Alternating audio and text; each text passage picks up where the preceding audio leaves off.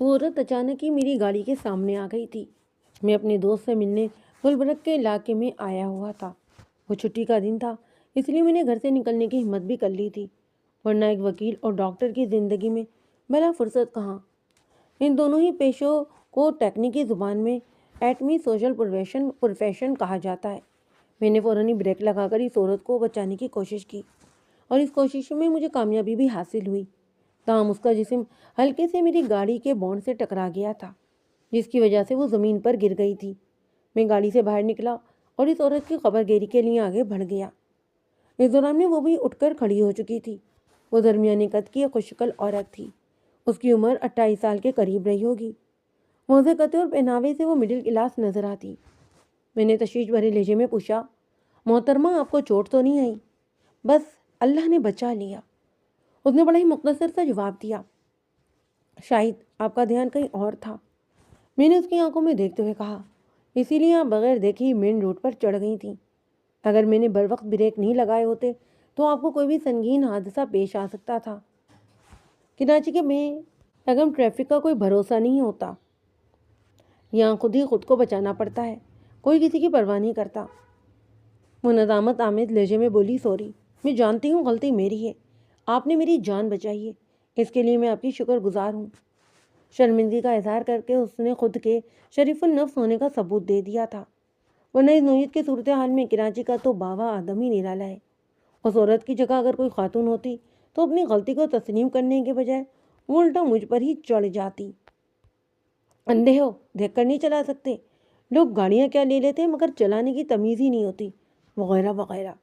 और उसका शोर सुनकर दर्जनों मर्द वहाँ पर जमा हो जाते, ये देखे समझे बगैर कि कसूर किसका है। वो बढ़ चढ़कर इस औरत की बस हिमायत में लगे रहते। अगर मैं गलती नहीं कर रहा तो आप इस वक्त किसी परेशानी में मुब्तला हैं, मैंने बड़ी अपनायत भरे लहजे में कहा। वो उलझी हुई नज़रों से मुझे तकने लगी।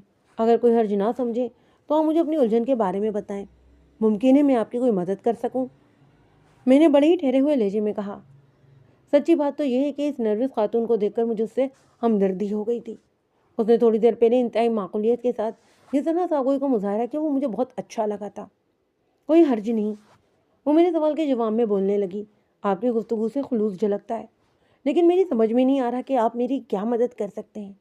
हाँ, ये सच है कि मैं वक्त सख्त परेशान हूँ। जब तक आप मुझे अपनी परेशानी नहीं बताएंगी, मदद की नोयत का तयन नहीं किया जा सकता, मैंने हमदर्दी भरे लहजे में कहा। दरअसल मेरी परेशानी की वजह आप ही थे।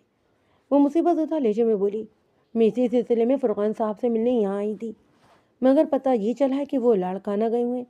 बस मैं भी मायूस होकर वापस जा रही थी कि बेध्यानी में आपकी गाड़ी को देख ही ना सकी और टक्कर हो गई। मैं आपकी शुक्रगुजार हूँ कि आपने हाजिर दिमागी का मुजाहरा करते हुए बर वक्त अपनी गाड़ी को रोक लिया और मैं अस्पताल जाने से बच गई। बात के इख्तिताम पर उसने बड़ी ममनूनियत भरी नज़र से मुझे देखा। आप एहसानमंदी के इजहार, अपनी बेध्यानी और कार से टकराव को फिलहाल भूल जाएं, मैंने उसकी आंखों में देखते हुए कहा। आप बस मेरे 3 सवालात के जवाब दे दें, बाकी बातें बाद में होंगी। वो उलझन भरी नज़र से मेरी तरफ देखने लगी। मैंने कहा, सवाल नंबर 1, आपका नाम क्या है? उसने कहा, नबीला। आप फुरकान साहब से किस सिलसिले में मिलने आई थी?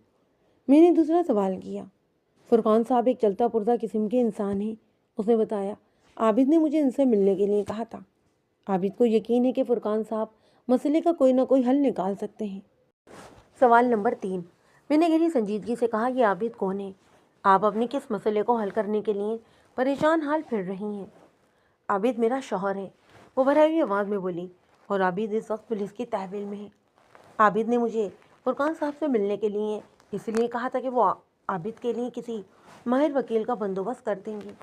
बस जी यही है सारा किस्सा। अच्छा, मैंने गहरी सांस ली, लेकिन फुरकान साहब तो लाड़काना चले गए। वैसे पुलिस ने आपके शौहर को किस चक्कर में पकड़ कर रखा है? आबिद पर कत्ल का इल्ज़ाम है, वो दुखी लहजे में बोली।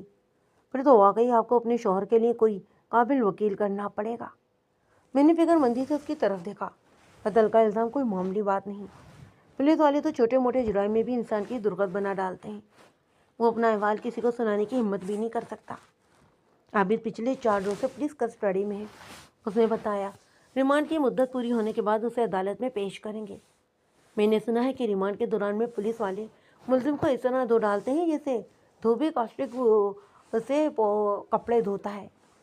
آپ مجھے ڈرائیں تو نہیں؟ وہ بڑی سہمی نظروں سے مجھے دیکھتے ہوئے بولی۔ اگر آپ کی نظر میں کوئی قابل وکیل ہو تو اس کا پتہ بتا دیں۔ وکیل تو ہر حال میں مجھے کرنا ہی ہے۔ آپ ایک ہمدرد انسان ہیں، یقیناً کسی اچھے وکیل کو جانتے ہوں گے۔ میں نے سوچنے کی اداکاری کرتے ہوئے کہا، ہاں میں ایک وکیل کو جانتا تو ہوں، وہ اچھا بھی ہے، قابل بھی ہے اور ماہر بھی ہے، لیکن میں نے دانے سے جملہ ادھورا چھوڑا تو وہ دراری لہجے میں بولی، لیکن کیا بھائی صاحب؟ لیکن یہ کہ میں نے ڈرامائی انداز اختیار کرتے ہوئے کہا، وہ وکیل صاحب بہت ہی اصول پرست تھے اور کوئی بھی کیس لینے سے پہلے اچھی خاصی چھان بین کرتے ہیں۔ اگر انہیں ذرا سا بھی شبہ ہو جائے کہ کلائنٹ جرائم پیشہ ہے اور اپنی چرب زبانی سے خود کو معصوم اور بے گناہ ثابت کرنے کی کوشش کر رہا ہے تو وہ پھر کیس کو چھوڑ دیتے ہیں۔ مجھے ایسے ایماندار اور رسول پسند وکیل کی تلاش ہے، کیونکہ مجھے یقین ہے کہ عابد بے گناہ ہے۔ وہ گہری سنجیدگی سے بولی، پلیز آپ مجھے ان وکیل صاحب سے رابطہ کرنے کا کوئی ذریعہ بتا دیں، میں کل ہی جا کر ان سے تفصیلی ملاقات کروں گی۔ میں نے نبیلہ کو اپنا کارڈ تھمایا اور خدا حافظ کہہ کر وہاں سے چلا آیا۔ آئندہ روز وہ میرے آفس میں میرے روبرو بیٹھی تھی۔ رسمی سلام دعا کے بعد میں نے پوری توجہ سے اس کی روداد سنی۔ پھر ہمارے درمیان میری فیس کے معاملات طے ہوئے۔ اس نے 2 ایک ساتھ میں فیس ادا کرنے کا وعدہ کیا تھا، یعنی آدھی فیس ایڈوانس اور آدھی اس وقت جب اس کیس کی باقاعدہ کارروائی کا آغاز ہوگا۔ جب اس نے مجھے آفس میں بیٹھے دیکھا تو اسے ایک جھٹکا سا لگا۔ وہ توقع یہ نہیں کر رہی تھی کہ گزشتہ روز وہ جس شخص کی کار سے ٹکرائی تھی وہ وکیل کی حیثیت سے اگلے ہی روز اس سے ملاقات کرنے آ جائے گی۔ اس ملاقات پر اس نے جس حیرت کا اظہار کیا تھا اس کی تفصیل میں نہیں جاؤں گا۔ مجھے بتانے کی بھی ضرورت محسوس نہیں کرتا کہ نبیلہ کی بیان کردہ کہانی کی روشنی میں عابد مجھے بے قصور نظر آیا تھا یا نہیں۔ بس اسی بنا پر میں نے اس کا کیس لینے کی حامی بھر لی تھی۔ آگے بڑھنے سے پہلے میں آپ کو اس کیس کے منظر سے بھی آگاہ کرنا ضروری سمجھتا ہوں، تاکہ کہانی کے اگلے حصے میں آپ کا ذہن کسی الجھن کا شکار نہ ہو۔ میں یہ بھی بتاتا چلوں کہ بعض باتیں میں نے دانستہ آپ سے چھپانے کی کوشش کی ہے، جن کا ذکر عدالتی کارروائی کے دوران میں مناسب موقع پر آ جائے گا۔ ملزم عابد پیشے کے اعتبار سے کارپینٹر تھا اور اس کی رہائش کراچی کے ایک متوسط علاقے سمنا آباد میں تھی۔ اس کی دکان بھی اسی علاقے میں تھی۔ عابد کی شادی کو لگ بھگ 4 سال ہو گئے تھے۔ اس کی صرف ایک ہی بیٹی تھی جس کا نام سندس تھا۔ سندس کی عمر کم و بیش 3 سال رہی ہوگی۔ یہ مختصر سی فیملی خوش باش زندگی گزار رہی تھی کہ ان کی خوشیوں کو کسی کی نظر لگ گئی اور عابد کو قتل کے الزام میں گرفتار کر لیا گیا اور اس وقت وہ عدالتی ریمانڈ پر پولیس کی تحویل میں تھا۔ مقتول خدیجہ نامی ایک عورت تھی اور وہ ملزم کی محلے دار تھی۔ مقتول کی فیملی بھی نہایت ہی مختصر تھی، میاں بیوی اور 2 بچے۔ خدیجہ کا شوہر رؤف احمد ایک آئس کریم فیکٹری میں ملازم تھا۔ بڑی بیٹی ماجبی جو BA کر رہی تھی اور گھر کے اندر ہی ایک بیوٹی پارلر اور فٹنس جم بھی چلاتی تھی، جہاں محلے کی فربا اندام اور بھیڈنگی عورتیں اپنا وزن کم کرنے کے لیے کلاسز لیا کرتی۔ مقتول کا ایک 7 سالہ بیٹا بھی تھا جس کی عمر 7 سال تھی۔ عادل نامی یہ بچہ محلے ہی کے ایک اسکول پرنس گارڈن اکیڈمی میں کلاس 2 کا اسٹوڈنٹ تھا۔ واقعات کے مطابق وقوعے سے چند روز پہلے مقتول اور ملزم کے بیچ ایک پھڈا ہو گیا۔ ملزم عابد ایک غصہ ور اور گرم مزاج کا انسان تھا اور غلط بات پر وہ فوراً ہی غضبناک ہو جایا کرتا۔ اس پھڈے سے پہلے بھی ایک دوسرے ایشو پر ان دونوں کے بیچ تو میں ہو چکی تھی۔ آنٹی خدیجہ مقتول اسی نام سے محلے میں جانی جاتی۔ اس کو اپنے کچن میں لکڑی کا کچھ کام کروانا تھا، سو اس نے عابد سے اس کام کا اسٹیمیٹ لگوایا۔ عابد نے اپنے حساب سے خدیجہ کو ایک اماؤنٹ بتا دیا۔ آنٹی خدیجہ بہت ہی ہوشیار اور چالاک عورت تھی۔ اس نے محلے ہی کے ایک دوسرے کارپینٹر کو بلا کر اسی کام کے ریٹ لیے۔ اس کارپینٹر کا نام الیاس تھا اور اس کے عابد سے بالکل نہیں بنتی تھی۔ الیاس کو یہ بات کسی طرح معلوم ہو چکی تھی کہ عابد اس سے پہلے خدیجہ آنٹی کو ریٹ دے چکا تھا، لہٰذا اس نے کچن کے کام کا جو اسٹیمیٹ بتایا وہ عابد سے کہیں کم تھا، لہٰذا خدیجہ نے الیاس سے وہ کام کروا لیا اور عابد کے خلاف چامگویاں بھی کی کہ وہ بے ایمان اور لٹیرا قسم کا بڑھئی ہے وغیرہ وغیرہ۔ ایک ہی محلے میں اس نوعیت کے مخالفانہ بیانات بہت ہی تیزی سے سفر کرتے ہیں۔ یہ متعلقہ شخص تک بھی جا پہنچے۔ آنٹی خدیجہ نے عابد کے خلاف جو زہر اگلا وہ منوہن بلکہ اس سے کہیں بڑھ کر عابد تک رسائی حاصل کر چکا تھا۔ عابد نے فوراً کسی بھی طور پر رد عمل کا اظہار نہیں کیا، لیکن اس کے دل و دماغ میں आंटी खदीजा के लिए गमो गुस्सा भर गया। फिर चंद रोज बाद ही एक ऐसा वाकया पेश आ गया कि आबिद के गुब्बार को बह निकलने का रास्ता मिल गया। आंटी खदीजा के पास कमेटी डाला करती थी पीसी। अब की वाली बार पीसी में कमेटी आबिद की भी थी। ये एक मोहल्लेदार की छोटी सी बीसी थी, यानी उस बीसी के कुल 10 मेंबर थे और रोज़ाना 100 रुपये देना होते। इस तरह एक माह के बाद 30,000 रुपये की बीसी खुलती। चंद रोज़ बाद जो पहली बीसी खुली उस पर आबिद और खतीजा आंटी के बीच अच्छी खासी बदमज़गी हो गई। भाई ये मुझे मंजूर नहीं कि अदिल पर्ची उठाए। आबिद ने एतराज़ किया, ये काम किसी और बच्चे से भी तो कराया जा सकता है। बल्कि मैं तो कहता हूँ कि हर बार किसी नए बच्चे को ट्राई करवाना चाहिए। हमारे मोहल्ले में बच्चों की कोई कमी थोड़ी ना है। आंटी खतीजा के पास जो बीसी डालती थी उसकी साल से यही रिवाज चली आ रही थी कि बीसी की पर्ची खतीजा का बेटा अदील ही उठाया करता। अदील पिछले कई साल से पर्चियाँ उठाते उठाते 7 साल का हो गया था और आज तक किसी मेंबर ने उस पर एतराज़ भी नहीं किया था। आंटी खतीजा भी जिद पर उतर आई, पर्ची तो मेरा बेटा ही उठाएगा। जब और किसी मेंबर को तकलीफ नहीं तो फिर तुम्हें क्या मसला है? मैं भी इसी बीसी का मेंबर हूँ, आबिद ने दुर्चित लहजे में कहा, और मुझे सख्त एतराज़ है। आप लोग मेरी बात को नज़रअंदाज नहीं कर सकते। आप लोग से आबिद की मुराद वो तमाम ख़वातीन हज़रात थे जो पर्ची निकालने के मौके पर वहाँ पर जमा थे। एक ने आबिद से पूछा, आपके इतराज़ का सबब क्या है? मुझे शक नहीं बल्कि यकीन है कि इस बीसी में घपला हो रहा है, आबिद ने यकीन भरे लहजे में कहा। हाय, एक औरत ने हैरत भरे अंदाज में पूछा, कैसा घपला आबिद भाई?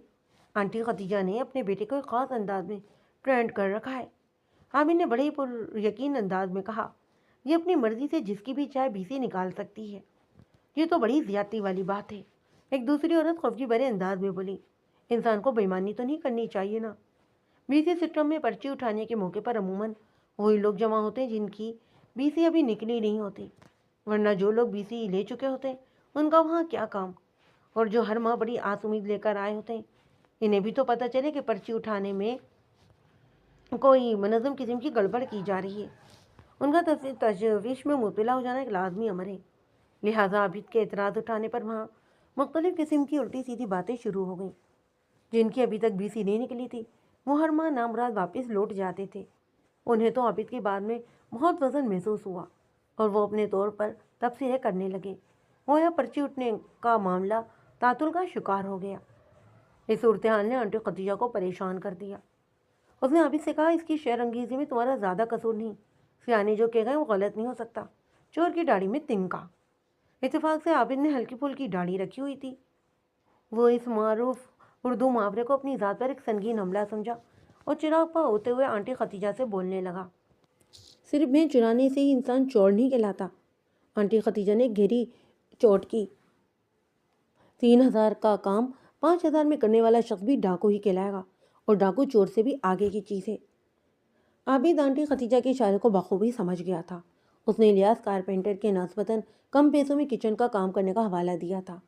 आबिद ने बड़ी मुश्किल से आंटी खतीजा के तंज को बर्दाश्त किया और कहा, अब मैं क्या बोलूँ, तुम मोहरत ज़ात हो। अगर मेरे मुंह से कोई ऐसी वैसी बात निकल गई ना तो सब मुझे बदतमीज़ और ना जाने क्या क्या कहेंगे। और तुम क्या समझते हो मैं तुम्हें ऐसी वैसी बात निकालने दूंगी? आंटी खतीजा ने भी तुर्की बातुर्की कहा, इससे पहले ही मैं तुम्हारा मुंह तोड़ दूंगी। उनके बीच 15-20 मिनट तक तंदो तेज फर्कों का तबादला होता रहा। आखिर में आंटी ने कहा, अगर तुम समझते हो कि मैं बीसी में बेईमानी कर रही हूँ तो तुम अपनी बीसी निकाल लो। तुमने अब तक जितने पैसे भर दिए हैं वो मैं तुम्हें बाद में वापस कर दूंगी। बाद में नहीं, आबिद ने कतई लहजे में कहा, अगर अभी और इस वक्त मेरे भरे हुए पैसे लौटा दो तो मैं बीसी तोड़ने को तैयार हूँ। अभी तो मेरे पास पैसे नहीं हैं, तुम्हें चंद माह तक इंतज़ार करना पड़ेगा। आंटी ने बेजारी से कहा, आज तो जिसकी पर्ची उठेगी उसे ही सबसे पहले पेमेंट करना होगी। मुझे 3 दिन के अंदर अंदर अपनी रकम चाहिए। आबिद ने जिद्दी लहजे में कहा, वरना मैं तमाम मेंबर्स को बता दूंगा कि तुम अपने बेटे की मदद से किस तरह पर्ची उठाने में बेईमानी करती हो। अरे भाई, इस नेक काम के लिए 3 दिन का इंतज़ार क्यों? एक दिलजली औरत बोली, इस बेचारी की बीसी हमेशा एंड पर निकला करती है। तुम अभी बता दो ताकि खतीजा आंटी का घपला सामने तो आए। अभी बताने का कोई फ़ायदा नहीं, आबिद ने बड़ी मायनागज़ अंदाज में कहा। कोई फ़ायदा नहीं? क्या मतलब? आंटी ने भी उलझनज़दा लहजे में पूछा। मतलब ये कि पर्ची नॉर्मल हो चुकी है, आबिद ने कहा। अरे भाई, ये क्या पहेलियाँ डाल रहे हो? वो औरत मजीद उलझ कर बोली, खुल कर बताओ तुम कहना क्या चाहते हो। आबिद ने लोहा गर्म देखा तो आंटी खदीजा की रॉकेट साइंस को मंजर आम पर ले आया। उसने वहाँ मौजूद बीसी के ख़वातीन और हज़रात मेंबर्स को ये सारी कहानी सुना डाली। इस फौरन आंटी ने अपने बेटे को अच्छी तरह ट्रेंड कर रखा है। आंटी ने जिसकी बीसी निकालना होती है, अदिल उसी मेंबर की पर्ची उठाता है। आप सबके ज़हनों में इस वक्त एक ही सवाल है कि पर्चियाँ तो सबकी सब तयशुदा होती हैं, तो फिर इस मासूम बच्चे को ये कैसे पता चलता है कि पर्ची किसकी उठाना है। यही तो इस चक्करबाज आंटी की साइंस है। ठहरिए, मैं आपको बताता हूँ।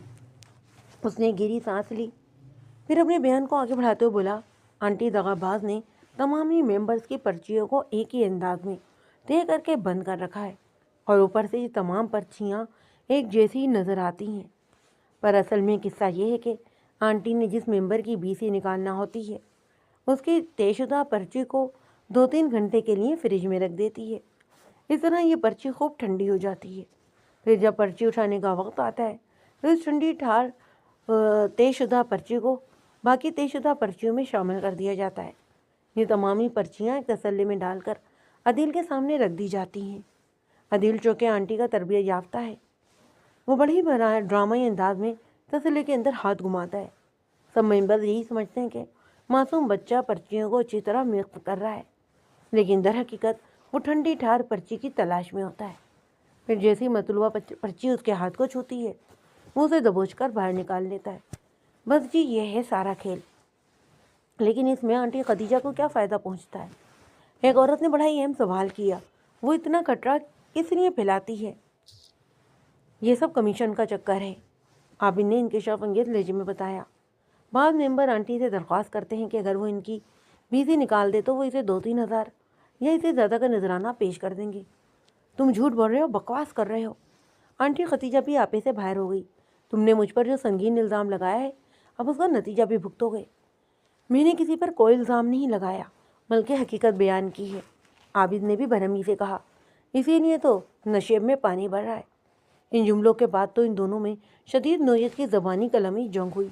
वहाँ पर मौजूद लोगों ने बीच बचाव करवा दिया। ये टकराव इन अल्फाज पर इक़्तिदाम पजीर हुआ।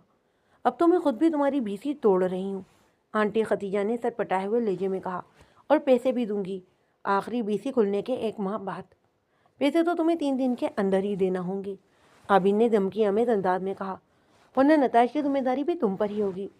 और इस सूतकार के 5वें रोज़ आंटी खतीजा को कत्ल कर दिया गया और उस वक्त तक आबिद को पैसे नहीं मिले थे। वाक़यात के मुताबिक जिस वक्त खतीजा आंटी को कत्ल किया गया वो घर में अकेली थी। उसका शौहर रऊफ़ अपनी ड्यूटी पर गया हुआ था। माँ जभी भी कॉलेज गई हुई थी और नन्ना आदिल स्कूल में था। वकुआ यानी कि आंटी खतीजा का घर 80 गज के रकबे पर तामीर शुदा एक 2 मंजिला मकान था, जिसकी बलाई मंजिल पर सिर्फ एक हॉलनुमा कमरा बना हुआ था, जिसे माँ जबी जिम के तौर पर इस्तेमाल करती। वहाँ पर माँ जबी ने एक्सरसाइज की चंद मशीनें भी रखी हुई थीं। इस जिम तक पहुँचने के 2 रास्ते थे, एक तो घर के अंदरूनी हिस्से से था और दूसरा बिल्कुल अलग थलग। उस रास्ते से माँ जबी के पास आने वाली औरतें ऊपर हाल तक पहुँचतीं। ये रास्ता एक जीने की शक्ल में था, जिसका दरवाज़ा घर के दाखिले दरवाजे के ही बराबर में था। एक्सरसाइज वाले हाल में माँ जबी ने ताज़ा हवा की आमदोरफ्त के लिए बड़ी बड़ी खिड़कियाँ बनवा रखी थीं, जिन पर जालियाँ लगी हुई थीं। हाल के अंदर से बआसानी मंजर देखा जा सकता था, ताम बाहर से हाल के अंदर देखना मुमकिन नहीं था। ये जालियाँ बेहतरीन पर्दे का काम करती। मकान की ज़री मंजिल पर सिर्फ 2 कमरे और एक सहन तामीर किया गया। कमरों में से एक को ड्राइंग रूम और दूसरे को बेडरूम के तौर पर इस्तेमाल किया जाता। इन 2 कमरों की तामीर के बाद जितनी भी जगह बची उसे सहन के लिए छोड़ दिया गया, जिसके अंदर फूलदार पौधों वाले गमले बड़े ही सलीके से रखे हुए थे। बेडरूम आंटी खतीजा और रऊफ़ अहमद के तसर्रुफ में था, जबकि अदिल और माँ जबी ने ड्राइंग रूम पर कब्जा जमा रखा था। आंटी खतीजा की लाश बेडरूम के अंदर उसके बेड पर पाई गई। लाश की दरियाफ्त का सेहरा अदिल के सर पर बनता। अदिल के स्कूल की छुट्टी 1:30 बजे होती और छुट्टी के वक्त खतीजा उसे स्कूल से लेकर आती थी। वकुए के रोज़ यानी 8 फरवरी को जब खतीजा अदिल को पिक करने स्कूल नहीं पहुंची तो अदिल परेशान हो गया। प्रिंस गार्डन एकेडमी अदिल के घर से 3 गली की ही मुसाफत पर था। ये इतना ज़्यादा फासला नहीं था कि वो अकेला घर नहीं जा सकता हो, लेकिन वो अपनी माँ के साथ ही स्कूल जाने और आने का आदी था। اسی لیے وہ اسکول میں رک کر اپنی ماں کا انتظار کرتا رہا۔ جب اسکول سے عدیل کے علاوہ تمام ہی بچے رخصت ہو گئے تو پرنسپل کو تشویش ہوئی۔ اسکول کی ایک ٹیچر کا گھر اس گلی سے گزرتا تھا جہاں پر آنٹی ختیجہ کا گھر تھا۔ پرنسپل نے اس ٹیچر کو بلایا۔ سلمہ، اس کی ماں کے ساتھ پتہ نہیں آج کیا پرابلم ہو گئی ہے جو وہ اپنے بچے کو لینے نہیں آئی۔ تم ایسا کرو کہ جاتے ہوئے اس کو اس کے گھر تک چھوڑ دینا۔ اوکے میڈم، میں عدیل کو اپنے ساتھ لے جاؤں گی، سلمہ نامی اس ٹیچر نے کہا۔ سلمہ عدیل کو گھر کے دروازے سے اندر کر کے آگے بڑھ گئی، لیکن تھوڑی ہی دیر کے بعد عدیل روتا ہوا گھر سے باہر نکلا اور اس نے روتے ہوئے لوگوں کو بتایا، امی اپنے بیڈ پر بے ہوش پڑی ہے، ان کے کپڑوں پر بہت سا خون بھی لگا ہوا ہے، میں نے امی کو بہت سی آوازیں دی ہیں لیکن وہ اٹھ ہی نہیں رہیں۔ آنٹی خدیجہ کا اس وقت سونا یا بے ہوش ہو جانا اتنا تشویشناک نہیں تھا، لیکن عدیل نے جو یہ بتایا کہ اس کے کپڑوں پر بہت سا خون لگا ہوا ہے، اس سنسنی خیز اطلاع نے ہر ایک کی توجہ اپنی جانب کھینچ لی، اور 3-4 خواتین و حضرات صورتحال کی خبر گیری کے لیے آنٹی ختیجہ کے بیڈ روم میں پہنچ گئے۔ ختیجہ آنٹی اپنے بستر پر چت پڑی تھی اور اس کا بدن بھی ساکھ تھا، اسے اندازہ ہوتا کہ وہ زندگی سے بہت دور جا چکی ہے۔ سینے پر سے بھی اس کا لباس خون سے تربتر ہو رہا تھا۔ یہ بہت ہی پیچیدہ اور ہنگامی صورتحال تھی، لہذا فی الفور اس واقعے کی اطلاع تھانے تک پہنچا دی گئی اور ایک بندے کو روف کی فیکٹری کی جانب دوڑایا گیا۔ اسی انتظام میں ماں جبھی بھی کالج سے واپس آ گئی تھی۔ موجودہ سچویشن نے اسے بھی بوکھلا کر رکھ دیا، تاہم اس نے جلد ہی اپنے ہاتھ پر قابو پا لیا اور عدیل کو سنبھالنے کے ساتھ ہی اس نے بڑی ہمت کا مظاہرہ کرتے ہوئے صورتحال کو بھی اپنے قابو میں کر لیا۔ پولیس اور روف لگ بھگ ایک ساتھ ہی جائے وقوع پر پہنچے تھے۔ پولیس کی کارروائی لگ بھگ 1 گھنٹے تک چلتی رہی، پھر انہوں نے روف کی نشاندہی اور رہنمائی میں عابد کو آنٹی ختیجہ کے قتل کے الزام میں گرفتار کر لیا۔ مقتول کے ورثاء قاتل کے حوالے سے جس شخص پر اپنے شک کا اظہار کر رہے تھے، پولیس اس بندے کو کسی بھی قیمت پر نظر انداز نہیں کر سکتی۔ رؤف اور ماجبی نے بہت زور دے کر پولیس کو بتایا تھا کہ ان کی کسی سے دشمنی نہیں سوائے ترکیان عابد کے۔ پھر انہوں نے پولیس کو وہ تمامی واقعہ بھی سنا دیا جس میں آنٹی ختیجہ اور عابد کی خاصی جھڑپ ہوئی اور عابد نے مقتول ختیجہ کو خطرناک نتائج کی دھمکی بھی دی تھی۔ پولیس کو اپنی تفتیش کو آگے بڑھانے کے لیے اتنا سا اشارہ ہی کافی تھا۔ انہوں نے فوراً سے پیشتر عابد کو اس کی دکان سے گرفتار کر لیا، اور جیسا کہ آپ کو معلوم ہو چکا تھا کہ اس وقت عابد عدالتی ریمانڈ پر پولیس کی تحویل میں تھا۔ وہ چند روز بعد چالان کے ساتھ عدالت میں پیش کرنے والے تھے۔ اس کے بعد مقدمے کا باقاعدہ آغاز ہونا تھا۔ میں نے اپنے سامنے بیٹھی نبیلہ سے کہا، آپ نے مجھے جو معلومات فراہم کی ہیں میری نظر میں وہ ناکافی ہیں، لیکن آپ پریشان نہ ہوں، باقی کا تمام ہوم ورک میں خود ہی کر لوں گا، لیکن اس کے لیے مجھے گاہے بگائے آپ کے تعاون کی ضرورت پیش آئے گی۔ میں آپ سے ہر قسم کے تعاون کے لیے تیار ہوں، وہ روحان سی آواز میں بولی، بس آپ مجھے یہ یقین دلا دیں کہ عابد کو کچھ نہیں ہوگا۔ کیا عابد نے آنٹی ختیجہ کو قتل کیا ہے؟ ہرگز نہیں، وہ نفی میں گردن ہلاتے ہوئے بولی۔ ہاں، میں مانتی ہوں کہ عابد بہت غصے والا ہے، غلط باتوں سے برداشت ہی نہیں ہوتی اور وہ فوراً ہی آگ بگولا ہو جاتا ہے، لیکن مجھے پکا یقین ہے کہ اس نے ختیجہ کو قتل نہیں کیا۔ بس تو پھر آپ بھی اس بات کا یقین رکھیں کہ اگر عابد بے گناہ ہے تو پھر اس کا ایک بال بھی بھیگا نہیں ہوگا۔ میں نے نبیلہ کو تسلی دیتے ہوئے کہا، اللہ کے فضل و کرم سے وہ اس مقدمے میں باعزت رہا ہوگا۔ اللہ آپ کی زبان مبارک کرے وکیل صاحب، وہ امید بھری نظروں سے مجھے دیکھتے ہوئے بولی۔ آپ کی باتوں سے مجھے بڑا ہی حوصلہ ملا ہے، ورنہ میں تو خود کو ختم ہوتا ہوا محسوس کر رہی تھی۔ اچھے اور برے حالات انسان کی زندگی میں آزمائش کی حیثیت رکھتے ہیں، میں نے بڑی گہری سنجیدگی سے کہا۔ قدرت نے جب کسی انسان کا امتحان لینا ہوتا ہے نا تو اسے اچھے یا برے حالات میں گرفتار کر دیتی ہے، اور اس آزمائش میں کامیابی کے لیے چند ایک نکات کو ذہن میں رکھنا بھی ضروری ہوتا ہے، باقی کا کام خود بخود ہی ہوتا چلا جاتا ہے۔ اور وہ اہم نکات کون کون سے ہیں؟ وہ غدت بھرے لہجے میں پوچھنے لگی۔ جب انسان کا اچھا وقت چل رہا ہوتا ہے تو اس بات کو بھی ذہن نشین کر لینا چاہیے کہ یہ وقت ہمیشہ نہیں رہنے والا، لہٰذا اس دوران میں اپنے آرام و آسائش کی خاطر کبھی حد سے تجاوز نہ کریں، ایک لمٹ میں رہتے ہوئے اپنے جیسے دوسرے انسانوں کو بھی انسانی سمجھیں اور ان کا حتی الامکان خیال بھی رکھیں۔ یہ آپ کا انویسٹمنٹ ہے جو برے وقت میں مارکپ کے ساتھ آپ کو واپس ملے گا۔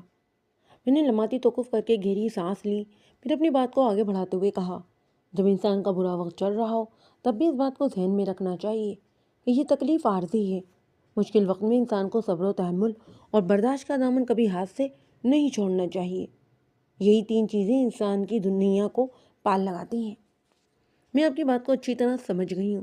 وہ ہمیں گردن ہلاتے ہوئے بولی، اس وقت میں بھی ایک مصیبت میں گرفتار ہوں۔ میں آپ کی دی ہوئی ٹپس پر ضرور عمل کروں گی۔ قدرت عموماً انسان کو 3 طریقوں سے آزماتی ہے، میں نے اپنی بات کو سمیٹتے ہوئے کہا۔ نمبر 1، انسان کو کسی چیز سے محروم رکھ کر اس کے ضبط اور صبر کا امتحان لیتی ہے۔ اور محرومی میں صبر اور شکر کے ساتھ زندگی بسر کرنے والا کامیاب ہو جاتا ہے۔ نمبر 2، کسی انسان کو اس کی اہلیت اور اوقات سے کہیں زیادہ نواز کر قدرت اس کے ظرف کی آزمائش بھی کرتی ہے۔ کم ظرف آپے سے باہر نکل کر اپنی اوقات کو بھول جاتا ہے اور مخلوق خدا کو خود سے حقیر جان کر ان کے ساتھ ظلم اور زیادتی پر اتر آتا ہے، لہٰذا وہ امتحان میں فیل ہو جاتا ہے۔ نمبر 3، قدرت کی یہ آزمائش سب سے زیادہ کڑی ہے، یعنی قدرت کسی اہل اور قابل انسان کو زمانے بھر کی نعمتوں سے سرفراز کر دے، عزت، دولت، صحت، شہرت، سب کچھ اسے عطا کر دے، پھر اچانک سب کچھ چھین لے۔ وہ انسان اپنی تمام تر قابلیت اور اہلیت کو استعمال کرنے کے باوجود بھی حالت کو قابو میں نہ لا سکے اور جھنجلا کر اللہ سے گلا شکوہ کرنے لگے۔ برے وقت میں اچھے وقت کو فراموش کر کے وہ ناشکری پر اتر آئے تو سمجھو کہ وہ شخص اس امتحان میں فیل ہو گیا ہے۔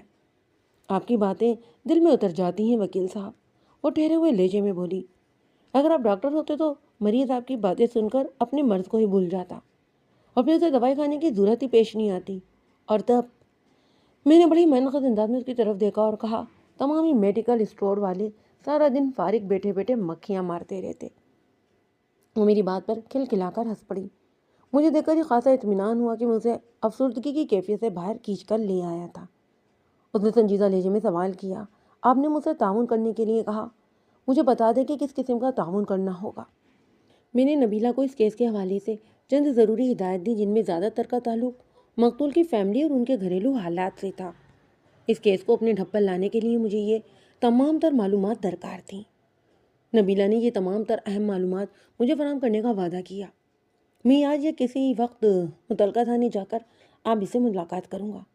میں نے کہا، مجھے اس سے چند اہم سوالات کرنا ہے اور بعض کاغذات پر اس کے سائن بھی چاہیے۔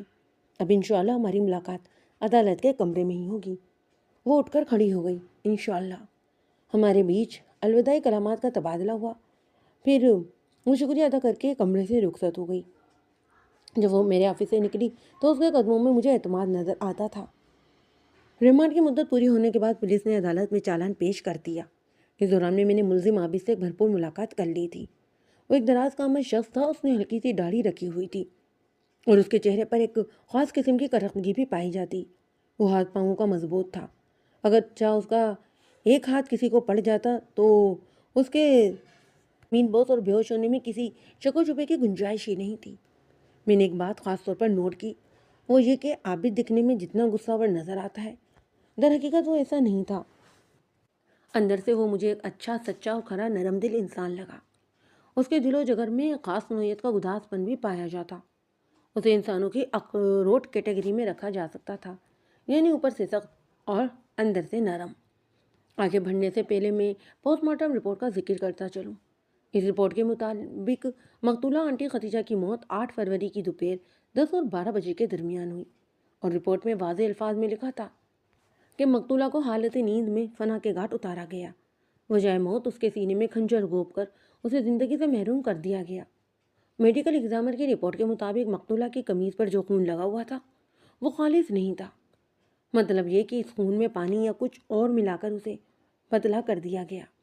لیکن مقتول کے جسم میں جو موجود خون کا معائنہ بتاتا تھا کہ اس کی حالت نارمل ہے، صرف کپڑوں پر لگے ہوئے خون کی کیفیت اصل خون کی بنسبت کافی پتلی تھی، یعنی جسم سے خارج ہونے کے بعد خون کا مخصوص گاڑھا پن جاتا رہا اور وہ اپنے فطری انداز میں لباس پر جم نہیں پایا تھا۔ عدالتی کارروائی کا آغاز ہوا تو میں نے اپنے وکالت نامے کے ساتھ ملزم کی درخواست ضمانت بھی دائر کر دی، لیکن جج نے درخواست ضمانت کو رد کرتے ہوئے آئندہ پیشی کے لیے 15 روز بعد کی تاریخ دے ڈالی۔ اس عدالتی کارروائی سے مجھے قطعاً کوئی مایوسی نہیں ہوئی۔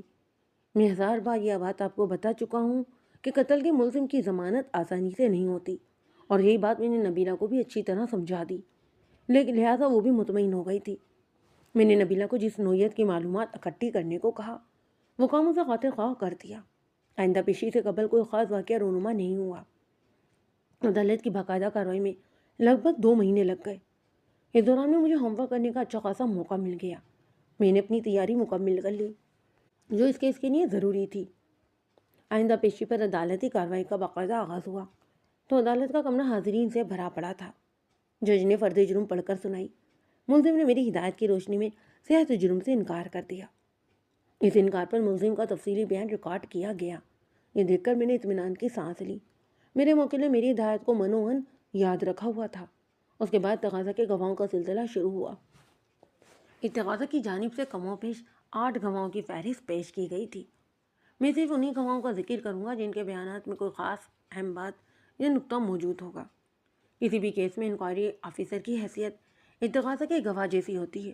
اسے تقاضا کا وارث بھی کہا جاتا ہے اور اسے ہر پیشی پر عدالت میں حاضر بھی رہنا پڑتا ہے۔ میں نے جس سے درخواست کی جناب عالی اس سے پہلے کہ تقاضا کا کوئی گواہ بیان دینے کے لیے کٹہرے میں آئے، میں معزز عدالت کی اجازت سے اس کیس کے تفتیشی افسر سے چند سوالات کرنا چاہتا ہوں۔ میری اس اتضاع پر وکیل تقاضا نے باقاعدہ ناپسندیدہ نظروں سے مجھے دیکھا تھا، تاہم وہ مجھ سے کچھ نہیں بولا۔ میری فرمائش میں قابل اعتراض کوئی بات ہی نہیں تھی، لہٰذا جج نے مجھے انکوائری آفیسر سے سوال و جواب کی اجازت دے دی۔ انکوائری آفیسر ایک سب انسپیکٹر تھا۔ میں اسے اچھی طرح جانتا تھا۔ اس کا نام مقصود علی تھا۔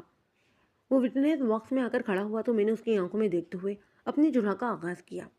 انسپیکٹر صاحب، میں نے اس کے عہدے سے سب کے لفظ کو خارج کرتے ہوئے بڑے دوستانہ انداز میں کہا، آپ ایک بہادر اور دلیر پولیس افسر ہیں جس کا ثبوت آپ کا دایاں ہاتھ ہے۔ مقصود علی کا دایاں ہاتھ نہیں تھا۔ ایک ڈاکو سے گتھم گٹھا مقابلہ کرتے ہوئے ڈاکو کی گولی چل جانے سے مقصود علی کا دایاں ہاتھ اس بری طرح زخمی ہو گیا تھا کہ کلائی پر سے اس کے گھائل ہاتھ کو کاٹنا پڑا۔ انتہائی نزدیک یعنی 1 انچ کے فاصلے سے لگنے والی گولی نے مقصود کے ہاتھ کے پرخشے اڑا دیے تھے۔ تاہم مزے کی بات یہ تھی کہ مقصود نے شدید زخمی ہونے کے باوجود بھی ڈاکو کو فرار ہونے کا موقع نہیں دیا۔ جرات مندی کے اس مظاہرے پر اسے فوراً SI سے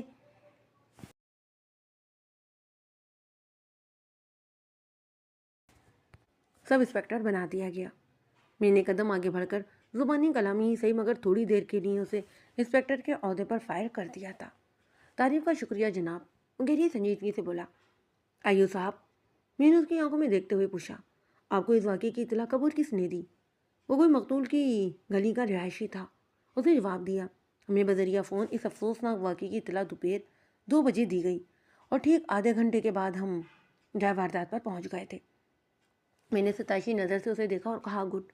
پھر پوچھا، آپ نے کتنے صفحات پر مشتمل جو چالان تیار کیا ہے؟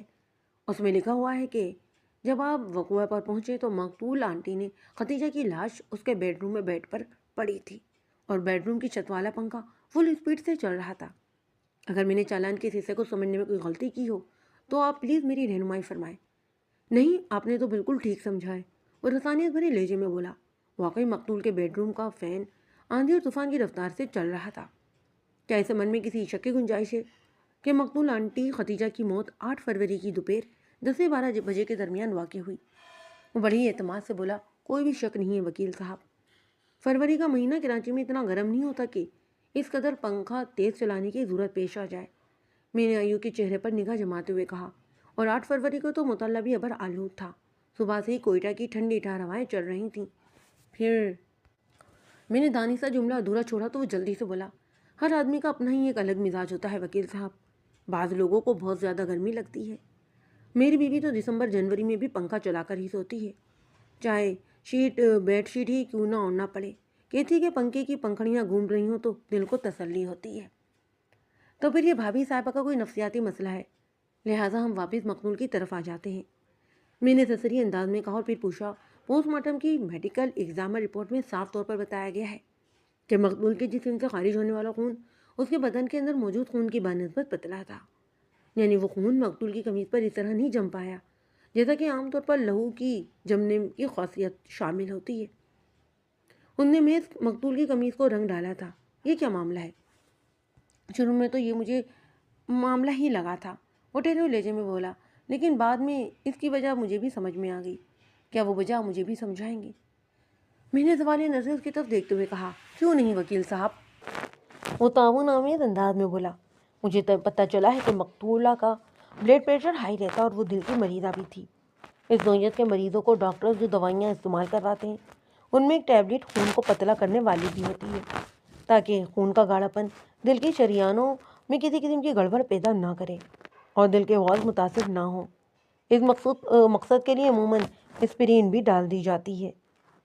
کیا آپ یہ کہنا چاہتے ہیں کہ مقتولہ اپنے دل کے معاملات کو درست رکھنے کے لیے کوئی ایسی ہی میڈیسن لے رہی تھی جو گاڑھے خون کو پتلا کرنے کا سبب ہے؟ میں نے سوال نظر کی طرف دیکھا۔ جی بالکل، اس نے ہمیں گردن ہلاتے ہوئے کہا تھا۔ اگر آپ کی بات کو درست مان لیا جائے تو پھر سوال یہ اٹھتا ہے کہ میڈیکل ایگزامر نے اپنی رپورٹ میں ایسے کسی کیمیکل کی نشاندہی کیوں نہیں کی جو خون کو پتلا کرتا ہو؟ مطلب اگر مقتولہ واقعتاً خون کو پتلا کرنے والی کوئی دوائی لے رہی تھی تو اس میڈیسن کیمیکل ایگزامر میں ٹریس ہو جانا چاہیے تھا۔ آپ اس بارے میں مجھ سے کیوں پوچھ رہے ہیں؟ وہ بیزاری سے بولا۔ میں نے تو بس اپنا خیال ظاہر کیا ہے۔ اگر آپ کو میڈیکل ایگزامر کی رپورٹ پر کوئی اعتراض ہے تو اس کے جواب متعلقہ شعبہ ہی دے سکتا ہے۔ ٹھیک ہے، آپ بھلے میرے سوال کا جواب نہ دیں، میں نے مصریت آمیز لہجے میں کہا، لیکن ایک خاص معاملے میں مجھے آپ کی رائے کی بہت ضرورت ہے۔ کون سا معاملہ؟ اس نے چوکا میری طرف دیکھا۔ میری تسلی کا معاملہ، میں نے اس کی آنکھوں میں دیکھتے ہوئے ایک ایک لفظ پر زور دے کر کہا تھا۔ میں آپ سے یہ جاننا چاہتا ہوں کہ کیا میڈیکل سائنس نے ترقی کے منازل طے کرتے ہوئے ہارٹ پیشنٹس کے لیے کوئی ایسی میڈیسن بنا لی ہے جو جسم کے اندر موجود خون کو جوں کا تو گاڑھا ہی رہنے دے لیکن بدن سے خارج ہونے والے خون کو نسبتاً پتلا کر دے؟ میڈیکل ایگزامر کی رپورٹ کے عین مطابق میں بھلا اس بارے میں کیا کہہ سکتا ہوں؟ وہ خفیہ میں لہجے میں بولا، میڈیکل ریسرچ کے بارے میں میری معلومات زیادہ وسیع نہیں ہے۔ چلیے آپ سے اعلیٰ قدر پر پھر بات کر لیتے ہیں۔ میں نے اپنا کام سیدھا کرنے کی آڑ میں اس کی مشکل آسان کرتے ہوئے کہا، ایک تفتیشی افسر ہونے کے ناطے آپ کو اس بارے میں تو مکمل جانکاری ہونا چاہیے نا۔ لمحاتی توقف کر کے میں نے اس کی آنکھوں میں جھانکا، پھر سنسناتے ہوئے لہجے میں سوال کیا، کیا آپ نے آلہ قتل برآمد کر لیا تھا؟ وہ جبروس ہوتے ہوئے بولا، نہیں، آلہ قتل کی تلاش جاری ہے۔ حیرت کی بات ہے، میں نے کندھے اچکاتے ہوئے کہا، ملزم 8-10 روز سے عدالتی ریمانڈ پر آپ کی کسٹڈی میں رہ رہا ہے۔ آپ نے اس کی زبان کھلوانے کے لیے ہر قسم کے ہی تفتیشی حربے استعمال کیے اور بالآخر اس کیس کے چالان کے ساتھ ملزم کو حوالہ عدالت کر دیا گیا، اور آپ کہہ رہے ہیں کہ آلہ قتل کی تلاش ہنوز جاری ہے۔ ہم بہت جلد آلہ قتل کو بھی برآمد کروا لیں گے، وہ گہری سنجیدگی سے بولا۔ انشاءاللہ اگلی پیشی سے قبل یہ کام کر لیا جائے گا۔ ہمارا خیال ہے کہ ملزم نے آلہ قتل کو کسی خفیہ مقام پر چھپا رکھا ہے یا پھر کسی گٹر میں پھینک دیا ہے، کیونکہ اس کے گھر اور دکان کا تو ہم نے چپا چپا کھنگال ڈالا ہے۔ جب ملزم آپ کی کسٹڈی میں تھا تو آپ اسے آلہ قتل برآمد نہیں کروا سکے، اب تو وہ جوڈیشنل ریمانڈ پر جیل چلا جائے گا۔ خیر، کیا آپ میری اس بات سے اتفاق کرتے ہیں کہ آلہ قتل کوئی تیز دھار خنجر تھا؟ جی بالکل، وہ سر کو ہمیں ہلاتے ہوئے کہنے لگا۔ پوسٹ مارٹم رپورٹ بھی اسی جانب اشارہ کرتی ہے، اور مقتول کے سینے کا گھاؤ بھی یہی کہانی سناتا ہے کہ آلہ قتل کوئی خنجر یا خنجری جیسی کوئی تیز دھار چیز ہے۔ میں نے ایک آدھ سوال کے بعد آئیو کو فارغ کر دیا۔ اگلے گواہ کا نام تھا سکندر، جو سکندر بھائی کے نام سے مشہور تھا۔ سکندر بھائی ایک دبلا پتلا اور دراز قامت شخص تھا۔ وہ پیشے کے اعتبار سے ایک ڈرائیور تھا۔ اس نے سچ بولنے کا حلف اٹھانے کے بعد اپنا مختصر سا بیان ریکارڈ کروایا، پھر وکیل تقاضا جرح کے لیے اس کے نزدیک چلا گیا۔ سکندر صاحب، وکیل تقاضا نے ملزم کی جانب اشارہ کرتے ہوئے گواہ سے سوال کیا، کیا آپ اس شخص کو جانتے ہیں؟ جی، گواہ نے سر کو ہمیں ہلاتے ہوئے جشن دی اور بتایا، یہ وہی بندہ ہے جس نے ختیجہ کو قتل کیا ہے۔ واقعات کے مطابق آپ نے وقوعے کے روز ملزم کو مقتول کے گھر سے نکلتے دیکھا تھا۔ وکیل تقاضا نے چالاکی سے سوال کیا، کیا آپ کو یقین ہے کہ آپ نے وقوعے کے دن جس شخص کو مقتول کے گھر سے نکلتے دیکھا وہ ملزم ہی تھا؟ جی بالکل، یہ وہی تھا، گواہ بڑی یقین سے بولا۔ آپ کو کچھ اندازہ ہے کہ آپ نے کتنے بجے ملزم کو مقتول کے گھر سے نکلتے دیکھا تھا؟ لگ بھگ 11 بجے دوپہر، گواہ نے جواب دیا۔ کیا آپ کی اس وقت ملزم سے کوئی بات ہوئی تھی؟ نہیں جناب، گواہ نے نفی میں گردن ہلائی۔ اس وقت آفس خاصا گھبرایا ہوا اور بڑی جلدی میں تھا، میں نے بھی پیچھے سے آواز دینا مناسب نہیں سمجھا، ویسے بھی ہمارے بیچ سلام دعا سے زیادہ مراسم بھی نہیں ہیں۔ وکیل تقاضے نے جرح موقف کی تو وہ اپنی باری پر وٹنس باکس کے قریب چلا آیا۔ میں نے تقاضا کے گواہ کی آنکھوں میں آنکھیں ڈال کر سوال کیا، سکندر بھائی، آپ کی رہائش کراچی کے کس علاقے میں ہے؟ ایف سی ایریا میں، اس نے جواب دیا۔ میں نے بستور اس کی آنکھوں میں دیکھتے ہوئے جرا کے سلسلے کو آگے بڑھایا۔ ایف سی ایریا سمن آباد میں اچھا خاصا فاصلے پر ہے۔ کیا آپ معزز عدالت کو یہ بتانا پسند کریں گے کہ وقوع کے روز یعنی 8 فروری کو ہم مقتول کے علاقے میں کیا کر رہے تھے؟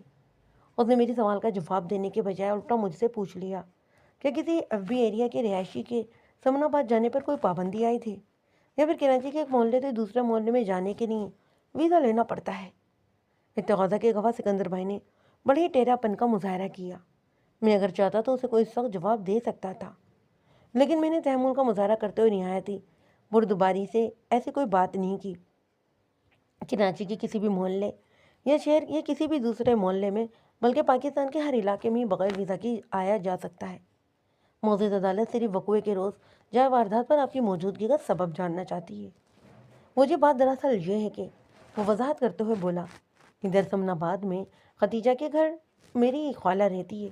میں اکثر ہی خالہ سکینہ سے ملنے سمن آباد آتا جاتا رہتا ہوں۔ میں نے بڑی سرسری انداز میں کہا، چلیے ٹھیک ہے، بات سمجھ میں آ گئی۔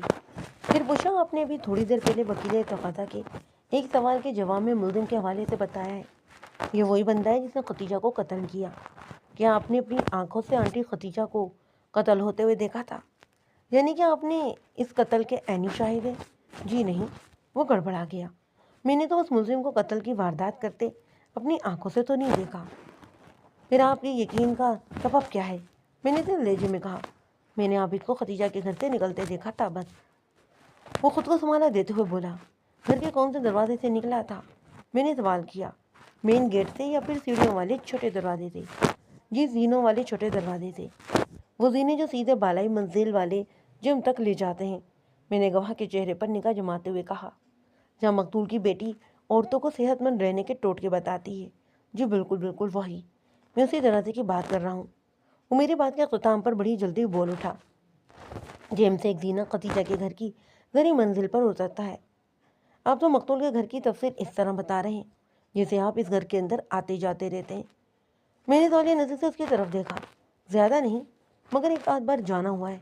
میں نے پوچھا، کس سلسلے میں؟ دراصل میں ایک ڈرائیور ہوں، ختیجہ بھی مجھ سے ڈرائیونگ سیکھتی رہی ہے۔ ایک دو بار اسے چائے پانی کے لیے مجھے گھر کے اندر بلا لیا تو میں انکار نہیں کر سکا۔ بہت اچھا کیا آپ نے، میں نے بڑی معنی خیز انداز میں کہا۔ اگر کوئی خلوص سے خاطر تازہ کی پیشکش کرے تو اس کا دل نہیں توڑنا چاہیے، اور مقتولہ تو ویسے بھی آپ کی شاگرد تھی، اس پر تو آپ کا کچھ زیادہ ہی حق بنتا تھا۔ میں غلط تو نہیں کہہ رہا ہوں نا سکندر بھائی؟ میں نے آخری جملہ ذو معنی انداز میں ادا کیا۔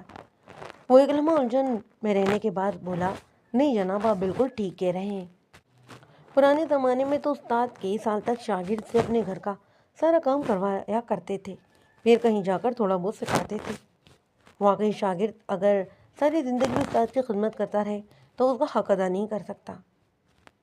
بہرحال میں استاد شاگرد کے حقوق و فرائض کی بحث کے موڑ میں نہیں تھا، لہٰذا اصل موضوع کی طرف آتے ہوئے کہنے لگا، تو وقوع کے روز آپ اپنی خالہ سکینہ سے ملنے سمن آباد گئے، پھر مقتول کے گھر کے قریب پہنچے تو ہم نے کم و بیش 11 بجے دوپہر ملزم کو مقتول کے گھر کے زینے والے چھوٹے دروازے سے نکلتے ہوئے دیکھا تھا، اور آپ نے سمجھ لیا کہ وہ زینے کے راستے بالائی منزل پر پہنچا ہوگا، پھر وہاں سے وہ زینہ اتر کر زرعی منزل پر آیا ہوگا، اور پھر ختیجہ کو قتل کرنے کے بعد اسی راستے واپس چلا گیا ہوگا۔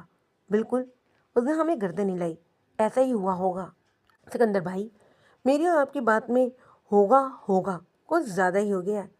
میں نے قدرے بیزاری سے کہا، اگر ہم خیالوں کو بات کہہ کر حقیقت کی دنیا میں لوٹ آئیں تو کیا آپ میرا ساتھ دیں گے؟ اس کے چہرے پر اسے تاثرات نمودار ہوئے جسے میری بات اس کی سمجھ میں نہ آئی ہو، تاہم اس نے مجھے مایوس نہیں کیا اور بڑی دلیری سے بولا، بے شک میں آپ کا ساتھ دوں گا۔ جب وقوع کے روز ملزم کو آپ نے مقتول کے گھر سے نکلتے دیکھا تو کیا ملزم کی بھی آپ پر نگاہ پڑی تھی؟ میں نے بڑے ٹھہرے ہوئے لہجے میں پوچھا۔ میرا مطلب ہے کہ آپ لوگوں کا آمنا سامنا ہوا تھا؟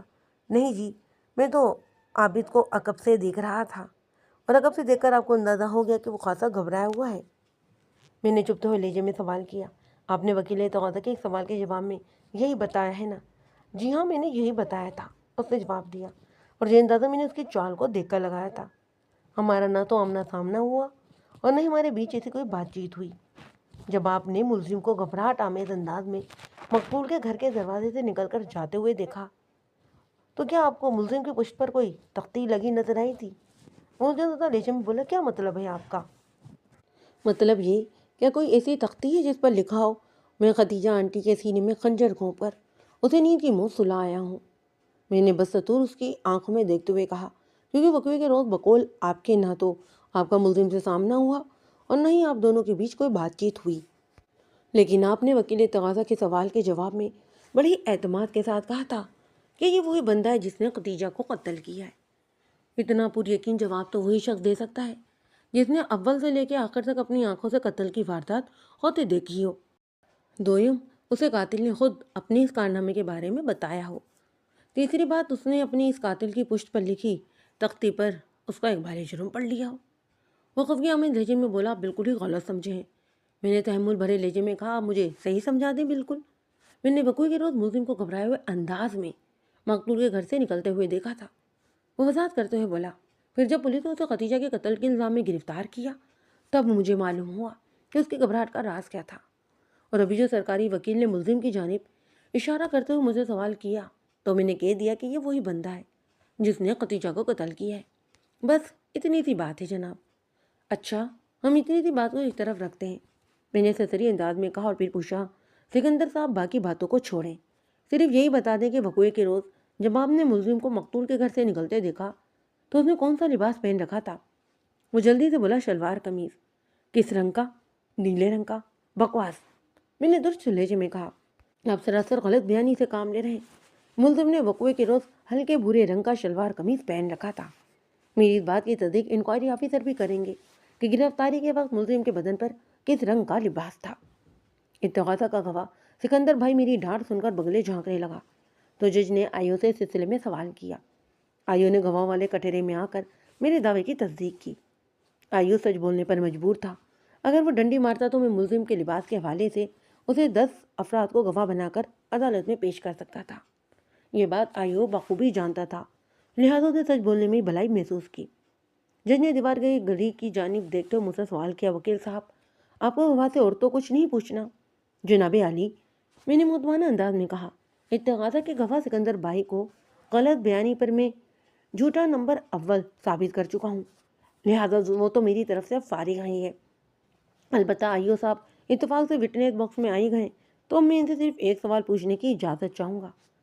جج نے اپنے مخصوص انداز میں اجازت دی۔ آپ کے پیش کردہ چالان میں یہ بھی لکھا ہوا ہے کہ مقتول کے بیڈ روم کے دروازے کے ہینڈل پر برادے کے ذرے لگے ہوئے ملے تھے۔ میں نے آئیو کی جانب دیکھتے ہوئے کہا، یہ کیا مسٹری ہے مقصود صاحب؟ وکیل صاحب یہ مسٹری نہیں بلکہ ہسٹری ہے، وہ کراری آواز میں بولا، جسے یہ سبق حاصل ہوتا ہے کہ وقوع کے روز مقتول کے بیڈ روم میں کوئی ایسا شخص داخل ہوا تھا جس کے ہاتھوں پر لکڑی کا برادہ لگا ہوا تھا، یعنی کہ کارپینٹر۔ جائے وقوع سے 200 گز کے دائرے میں 3 کارپینٹر اپنی دکان کھولے بیٹھے ہیں، عابد، الیاس اور افضل۔ میں نے آئیو کی آنکھوں میں دیکھتے ہوئے کہا، لیکن آپ نے میرے موکل اور اس کیس کے ملزم عابد کو ہی تختہ مشق بنانے کا فیصلہ کیا، اس کا کوئی خاص سبب؟ بنیادی سبب تو ملزم اور مقتول کے درمیان پائی جانے والی چگلی سے، اس نے جواب دیا۔ پھر مقتول کے شوہر اور بیٹی نے بھی ملزم پر ہی اپنی شک کا اظہار کیا تھا، لہٰذا اپنے اس کیس کو حلوہ جان کر میرے موکل کو گرفتار کر لیا۔ میں نے تلزیہ لہجے میں کہا، پھر کڑے انداز میں پوچھا، جس دروازے ہینڈل پر آپ کو لکڑی کے برادے کے ذرات ملے، کیا آپ نے وہاں سے اس برادے والے ہاتھ کے فنگر پرنٹس اٹھانے کی زحمت کی تھی؟ نہیں، وہ قدر ڈٹائی سے بولا، ہم نے اس کی ضرورت ہی محسوس نہیں کی۔ اگر آپ اتنی سی زحمت کر لیتے نا تو اصل قاتل تک پہنچنے میں آپ کو کوئی مشکل پیش نہ آتی۔ خیر، میں نے اپنا ادھورا جملہ چھوڑ کر کندھے اچکائے۔ اس کے ساتھ ہی عدالت کا وقت مقررہ ختم ہو گیا۔ جج نے 10 روز بعد کی تاریخ دے کر عدالت برخاست کرنے کا اعلان کر دیا۔ منظر اسی عدالت کا تھا اور گواہوں والے کٹہرے میں اتغاثہ کا گواہ عبدالباسط کھڑا تھا۔ عبدالباسط کی عمر 35 کے قریب رہی ہوگی۔ وہ ایک پستہ کامت شخص تھا۔ باسط کے سر کے بیشتر بال اڑ چکے تھے، چندیا کے ارد گرد بالوں کی ایک جھالر سی نظر آتی۔ وہ جب اپنا بیان ریکارڈ کروا چکا تو وکیل تقاضا نے اس پر ہلکی پھلکی جرح کی، جس کا لب لباب کچھ یوں تھا، وقوع کے روز باسط اپنے کسی کام سے ملزم کی دکان پر گیا تھا۔ ملزم نے باسط کو دکان پر بیٹھنے کے لیے کہا اور خود کہیں غائب ہو گیا۔ آدھے پون گھنٹے کے بعد جب ملزم واپس آیا تو خاصا پریشان نظر آتا۔ ملزم نے اس کا کام نہیں کیا اور اگلے دن آنے کو کہا، وغیرہ وغیرہ۔ پھر تھوڑی دیر کے بعد پتہ چلا کہ آنٹی خدیجہ کو کسی نے قتل کر دیا ہے۔ اس کے بعد جب ملزم کو ختیجہ کے قتل کے الزام میں گرفتار کر لیا گیا تب باسط کو یقین ہو گیا کہ ملزم اسے اپنی دکان پر بٹھا کر آنٹی ختیجہ کو موت کے گھاٹ اتارنے گیا تھا۔ اپنی بات پر میں جرح کے لیے کٹہرے کے قریب چلا گیا اور ایک تقاضا کے گواہ کو مخاطب کرتے ہوئے سوال کیا، باسط صاحب، آپ یہ گواہی محبت میں دے رہے ہیں یا پھر بغض میں؟ میں سمجھا نہیں۔ وہ پلکیں جھپکا کر رہ گیا۔ میں نے اتنی آسان سی بات تقاضا کے گواہ کو سمجھانا ضروری نہ سمجھا اور اگلا سوال کیا، آپ اپنے کسی کام کے لیے ملزم کے پاس گئے تھے؟ میری بیوی نے کئی روز سے میرا جینا حرام کر رکھا تھا، اس نے جواب دیا۔ اصل میں ہمارے فریج کی چوکی ایک دو جگہ سے مرمت مانگتی تھی۔ چوپی کی خرابی سے فریج ہلتا جلتا رہتا تھا۔ میں اسی چوکی کو ٹھیک کروانے اس کی دکان پر گیا۔ اس بات کے اختتام پر اس نے ایکیوز باکس میں کھڑے میرے موکل کی جانب اشارہ بھی کیا۔ باسط صاحب، آپ کس دن اپنا پیڑا یعنی کہ چوکی مرمت کروانے ملزم کی دکان پر پہنچے تھے؟ میں نے پوچھا۔ جس روز ختیجہ آنٹی کا قتل ہوا، گواہ نے بتایا۔ اس روز کوئی تاریخ بھی تو ہوگی نا؟ ہاں، وہ ہمیں گردن ہلاتے ہوئے کہنے لگا، جی وہ 8 فروری کا دن تھا۔ ویری گڈ، بالکل درست تاریخ بتانے کا مطلب تو یہ ہوا کہ آپ کی یادداشت بہت اچھی ہے۔ کیا میں آپ کے اس دن کے حوالے سے چند ضروری باتیں پوچھ سکتا ہوں؟ وہ سادگی سے بولا، ضرور پوچھے جناب، میرا حافظہ واقعی بہت اچھا ہے۔ میری بیوی کہتی ہے کہ شاید میں بچپن میں بہت زیادہ بادام کھایا کرتا تھا۔ آپ کے بارے میں آپ کی بیوی کے فتوے کو میں ہرگز چیلنج نہیں کروں گا۔ میں نے کہا، آپ اچھی طرح سوچ کر یہ بتائیں کہ وقوع کے روز ملزم نے کس رنگ کا لباس پہنا ہوا تھا؟ بھورے رنگ کا شلوار قمیض، اس نے جواب دیا، جیسا کہ عام لکڑی کا رنگ ہوتا ہے، اور اس دن خاصی تیز دھوپ بھی نکلی ہوئی تھی۔ میں نے اس کی آنکھوں میں دیکھتے سوال کیا، ہے نا؟ نہیں جناب، اس دن تو آسمان پر گہرے بادل چھائے ہوئے تھے اور ہلکی پھلکی برسات بھی ہوئی تھی۔ موسم خاصا خشک ہو رہا تھا، شاید یہ کوئٹہ کی ہواؤں کا اثر تھا۔ بھائی، آپ کی بیوی کی ذہانت کو ماننا پڑے گا باسط صاحب، میں نے گہری سنجیدگی سے کہا۔ آپ کے بارے میں بھابھی کی رائے بالکل درست ہے، واقعی آپ کا حافظہ بلا کا تیز ہے۔ بس جناب، وہ عجیب سے لہجے میں بولا، کبھی غرور نہیں کیا۔ میں نے باتوں میں عبدالباسط کے منہ سے چند ایسی باتیں نکلوائیں جن کی روشنی میں سکندر بھائی کی جھوٹ اور آئیو کے بیان کی کمزوری ظاہر ہوتی۔ غرور کرنا بھی نہیں چاہیے کیونکہ غرور کا اثر ہمیشہ نیچے ہی ہوتا ہے۔ میں نے اپنی جرح میں تیزی لاتے ہوئے کہا اور پوچھا، باسط صاحب، آپ وقوع کے روز کتنے بجے اپنے فریج کی چوکی ٹھیک کرانے ملزم کی دکان پر پہنچے تھے؟ یہی کوئی 11 بجے کے قریب، اس نے جواب دیا۔ ملزم نے آپ کو دکان پر بٹھایا اور خود اپنے کسی کام سے چلا گیا۔ میں نے اس کے چہرے پر نگاہ جما کر پوچھا، کیا آپ جانتے ہیں کہ وہ کہاں گیا تھا؟ آنٹی ختیجہ کو قتل کرنے؟ وہ جلدی سے بولا۔ یہ بات آپ اتنے یقین سے کیسے کہہ سکتے ہیں؟ میں نے پوچھا۔ آپ تو ملزم کی دکان پر بیٹھے ہوئے تھے نا، ہو سکتا ہے کہ وہ سبزی سودا اپنے گھر دینے گیا ہو۔ اور حقیقت بھی یہی تھی۔ عابد نے مجھے بتایا تھا کہ وہ باسط کا کام کرنا ہی نہیں چاہتا تھا، لہٰذا اسے دکان کی رکھوالی پر بٹھا کر خود اپنے گھر سبزی وغیرہ دینے چلا گیا۔ واپس آ کر اس نے باسط سے کہا تھا کہ وہ چونکہ اس کی دکان پر چھوڑا ہے وہ بعد میں ٹھیک کر دے گا۔ اگر وہ سبزی دینے اپنے گھر گیا ہوتا تو پولیس اسے آنٹی ختیجہ کے چکر میں گرفتار کیوں کرتی؟ وہ بڑے ہی طنزیہ لہجے میں بولا۔ چند روز پہلے آنٹی ختیجہ سے اس کا جھگڑا بھی ہوا تھا اور اس نے آنٹی کو خطرناک نتائج کی دھمکی بھی دی تھی۔ تم کہیں اس واقعے کا ذکر تو نہیں کر رہے جو BC کی وجہ سے رونما ہوا؟ میں نے چونکنے کی اداکاری کرتے ہوئے کہا۔ جی وہی، وہ ہمیں گردن ہلاتے ہوئے بولا۔ ملزم نے اس روز آنٹی سے بہت بدتمیزی کی تھی اور اسے الٹی سیدھی دھمکیاں بھی دیں۔ کیا تم نے بھی مقتول کے پاس BC ڈال رکھی تھی؟ اس نے ہمیں گردن ہلائی۔ میں نے پوچھا، یہ ٹھنڈی پرچی کا کیا معاملہ ہے؟ کیا واقعی رن عدیل کو بے معنی کے لیے استعمال کیا جاتا تھا؟ ارے ایسی کوئی بات نہیں تھی وکیل صاحب، وہ بڑا ہی برا سا منہ بناتے ہوئے بولا۔ یہ سب بس ملزم کے دماغ کا فطور ہے، وہ آنٹی ختیجہ سے پھڈا کرنا چاہتا تھا، اسی لیے اس نے پرچی کو بہانہ بنا لیا۔ ہم سال سے آنٹی کے پاس BC ڈال رہے ہیں، ہمیں تو آنٹی سے کبھی کوئی شکایت نہیں ہوئی۔ اگر ملزم اپنے دعوے میں سچا تھا تو پھر اس نے پرچی کو ایسے ہی کیوں جانے دیا؟ اسے تو چاہیے تھا کہ ٹھنڈی ٹھار پرچی نکال کر سب کو دکھاتا۔ اس کے بعد میں کوئی صداقت ہی نہیں تھی، اسی لیے اس نے جان بوجھ کر اتنا وقت لیا تاکہ وہ لوگوں سے کہہ سکے کہ اب تو پرچی نارمل ہو چکی ہے۔ دراصل وہ لوگوں کو آنٹی کی طرف سے بدگمان کرنا چاہتا تھا۔ یہ بات تو آپ بھی بالکل ٹھیک کہہ رہے ہیں، میں بھی مانتا ہوں کہ میرے موکل نے پرچی کو مقتل کرنے کا موقع دے کر سنگین غلطی کی۔ میں نے उसके हामी हम लाते हुए कहा। उसे चाहिए था कि पहले वो फ्रिज में रखी हुई ठंडी पर्ची को तसले में निकाल कर लोगों को उसकी ठंडक महसूस करवाता, फिर झगड़ा शुरू करता। जनाब, ये ठंडी पर्ची वाला कोई चक्कर ही नहीं था, वो उकताहट भरे अंदाज में बोला। उसकी बीसी नहीं निकल रही थी और आंटी खतीजा के लिए उसके दिलो दिमाग में पहले से ही गुस्सा भरा हुआ था, बस इसीलिए उसने ये सारा नाटक किया। वैसे आपस की बात है, मैंने कुरेदने वाले अंदाज में पूछा, मकतूल और मुलजिम के बीच में असल झगड़ा था क्या?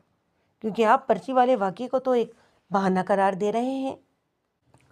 जी बिल्कुल, पड्डेबाज लोगों को तो बस लड़ाई झगड़े के लिए कोई मामूली सा ही बहाना चाहिए होता है, और मुलजिम ऐसा ही इंसान है, गुस्से का तेज, बददिमाग और झगड़ालू। वो बड़ी नापसंदीदा नज़रों से मेरे मोकल की तरफ देखते हुए बोला, असल मसला इससे पहले शुरू हुआ जब आंटी ने अपने किसी किचन के काम के लिए मुलजिम से रब्ता किया, लेकिन उसने दुगना एस्टीमेट बता दिया। बाद ऐसा हुई काम आंटी ने एक दूसरे कारपेंटर से मुलजिम के बताए हुए पैसों में से भी आधे में करवा लिया था। आंटी चौके दिल और नीयत की साफ थी, इसीलिए लगी लिपटी नहीं रखती। बाज़ लोग उन्हें मुँह फट भी कहते थे। बहरहाल वो थोड़ी देर के लिए रुका, फिर एक गहरी सांस लेने के बाद अपनी बात को मुकम्मल करते हुए कहने लगा, आंटी ने मुलजिम की बेईमानी के हवाले से इधर उधर बहुत बातें की, जो ज़ाहिर मुलजिम तक भी पहुंच गई थी।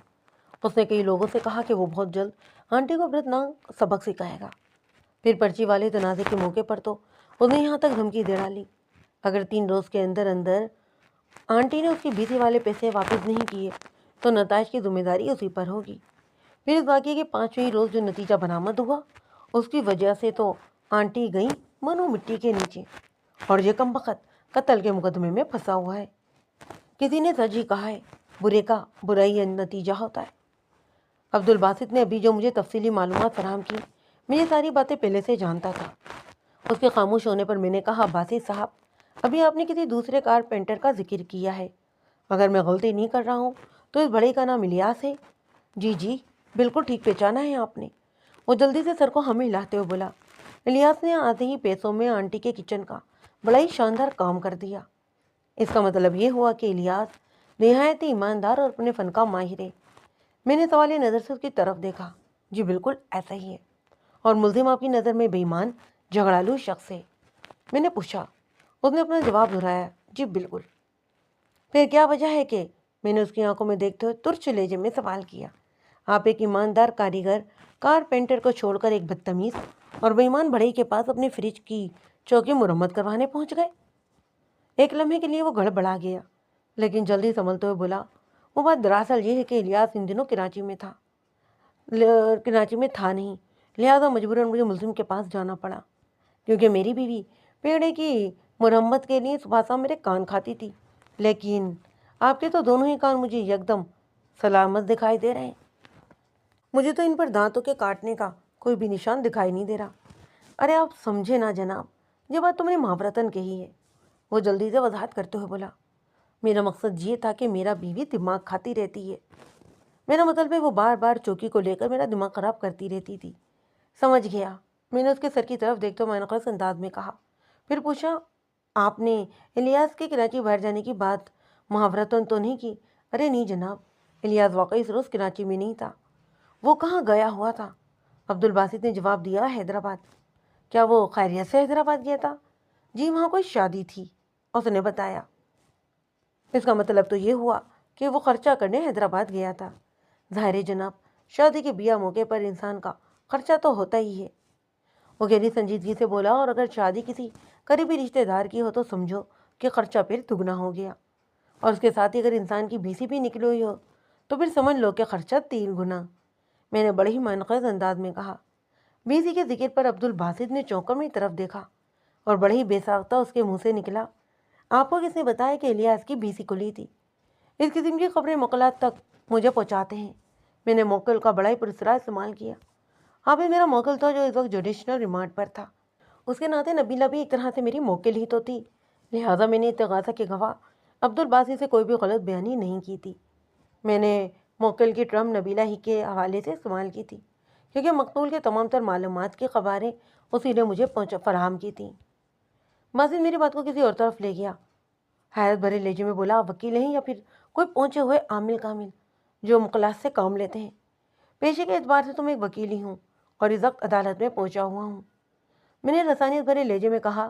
لیکن جب کسی کیس کے برتن سے سیدھی انگلی سے گھی نہیں نکلتا تو میں موکلات کی انگلی کو ٹیڑھا کر کے کام چلا لیتا ہوں۔ میں نے زیر سماعت کیس کا معاملہ بھی کچھ ایسا ہی ہے۔ جناب، آپ کی باتیں تو میرے دماغ میں نہیں سما رہی، الجھن بھرے لہجے میں بولا۔ ہاں، اس کا سبب بھی میں جانتا ہوں، میں نے ڈرامہ انداز میں کہا۔ وہ بے حد سنجیدہ انداز میں مجھے تکنے لگا۔ بولا، کیا ہے سبب؟ ابھی تھوڑی دیر پہلے ہی آپ نے معزز عدالت کی روبرو یہ انکشاف کیا تھا کہ آپ کی بیوی نے آپ کا دماغ کھا لیا ہے یا پھر خراب کر دیا ہے۔ میں نے سنجیدہ انداز میں بڑی غیر سنجیدہ بات کہہ ڈالی تھی۔ اس نوعیت کی دماغی حالت میں تو عام سی باتیں بھی جگہ نہیں بنا پاتی، بھلا میری مشکل باتیں کہاں سما پائیں گی؟ جناب، آپ مذاق کر رہے ہیں نا؟ وہ بے یقینی تو مجھے دیکھتے ہوئے بولا۔ آبجیکشن یور آنر، وکیل تقاضا نے اپنی موجودگی کا احساس دلاتے ہوئے بال فاضے دیگر میری تفریح کا کباڑا کرتے ہوئے احتجاجی لہجے میں نعرہ لگایا۔ میرے فاضل دوست کافی دیر سے ایسی بے سرو باتیں کر رہے ہیں جن کا زیر سماعت کسی کوئی تعلق ہی نہیں۔ ان کا مقصد بس اتقاضا کے گواہ کو ہراساں کرنا ہے، اور اس کے علاوہ جس قسم کی بحث عدالت کا قیمتی وقت بھی ضائع کر رہے ہیں۔ لہذا میری عدالت سے التجا ہے کہ وکیل صفائی کو ایسی حرکتوں سے باز رکھنے کی تلقین کی جائے۔ جج نے وکیل تقاضا کو مایوس نہیں کیا۔ اس کی فرمائش کو پورا کرتے ہوئے اس نے مجھ سے کہا، بیگ صاحب، اتقاضا کے گواہ پر آپ کی جرح مکمل ہو گئی ہے یا آپ مزید کرنا چاہیں گے؟ جرح تقریباً مکمل ہو چکی ہے، میں نے سر تسلیم خم کرتے ہوئے کہا۔ بس جناب، آخری ایک دو سوال ہیں اور نہایتی اہم سوالات۔ بیگ صاحب پلیز پروسیڈ، جج نے سر کو ہمیں لاتے ہوئے کہا۔ باسط صاحب، میں گواہ کی جانب متوجہ ہو گیا۔ کیا ہمارے درمیان مذاق کا کوئی رشتہ ہے؟ بالکل نہیں جناب، وہ قطعیت سے بولا۔ بس تو پھر سمجھنے کہ میں بے حد سنجیدہ ہوں، میں نے گمبھیر انداز میں کہا۔ جس طرح مجھے یہ خبر ملی کہ ریاض کارپینٹر BC والے 30,000 روپے خرچ کرنے ایک قریبی عزیز کی شادی میں حیدرآباد گیا ہوا ہے، اسی طرح میں یہ بھی جانتا ہوں کہ یہ وہی BC تھی جس کے کھلنے کے موقع پر ٹھنڈی پرچی والا تنازع کھڑا ہوا تھا، اور 2 روز بعد ہی مقتول نے عذرائے عنایت یہ BC الیاس کارپینٹر کو دے دی۔ اور جب آنٹی ختیجہ کا قتل ہوا تو اسی روز الیاس کارپینٹر حیدرآباد میں شادی کے ہنگاموں میں مصروف تھا۔ لیکن وہ بے حد الجھن زدہ نظر سے مجھے دیکھتے ہوئے بولا، الیاس کے حیدرآباد جانے والی بات تو میں نے آپ کو بتائی ہے، تو میں نے کبھی اس حقیقت سے انکار کیا ہے؟ میں نے زیادہ سے لہجے میں کہا، اس وقت تم نے بھی میرے لیے ایک موکل کا کردار ہی ادا کیا ہے۔ تم کیا سمجھ رہے تھے کہ میرے پاس وہ چلے اور وظیفے سے قابو کیے ہوئے موکل ہوں گے؟ نہیں جناب، میرے موکل تو گوشت پوست کے جیتے جاگتے انسان ہیں جو آپ کی طرح مجھے کچھ نہ کچھ بتا کر چلے جاتے ہیں، جیسا کہ ابھی بھی مجھے ایک موکل نے خبر دی ہے کہ آپ۔ میں نے اس کے دماغ کو جھٹکا پہنچانے کے لیے بات کو ادھوری چھوڑ دی۔ وہ بھائی بے آپ کی مانت تڑپتے ہوئے کہنے لگا، کیا؟ یہی کہ میں نے سنسناتے لہجے میں کہا، آپ حیدرآباد کیوں نہیں گئے؟ یہ شادی تو آپ کے عزیزوں کی بھی تھی، یہ بات آپ کو کس نے بتائی؟ وہ حیرت بھرے لہجے میں بولا۔ میرے انکشاف پر حیران ہونا چھوڑے باسط صاحب، میں نے گہری نظروں سے اسے گھورا۔ آپ کو یقین کر لینا چاہیے کہ میرے موکل غلط اطلاع فراہم نہیں کرتے۔ آپ رشتے میں الیاس کارپینٹر کے سالے صاحب ہیں نا؟ میرے آخری جملے نے گویا اس پر ایٹم بم گرا دیا۔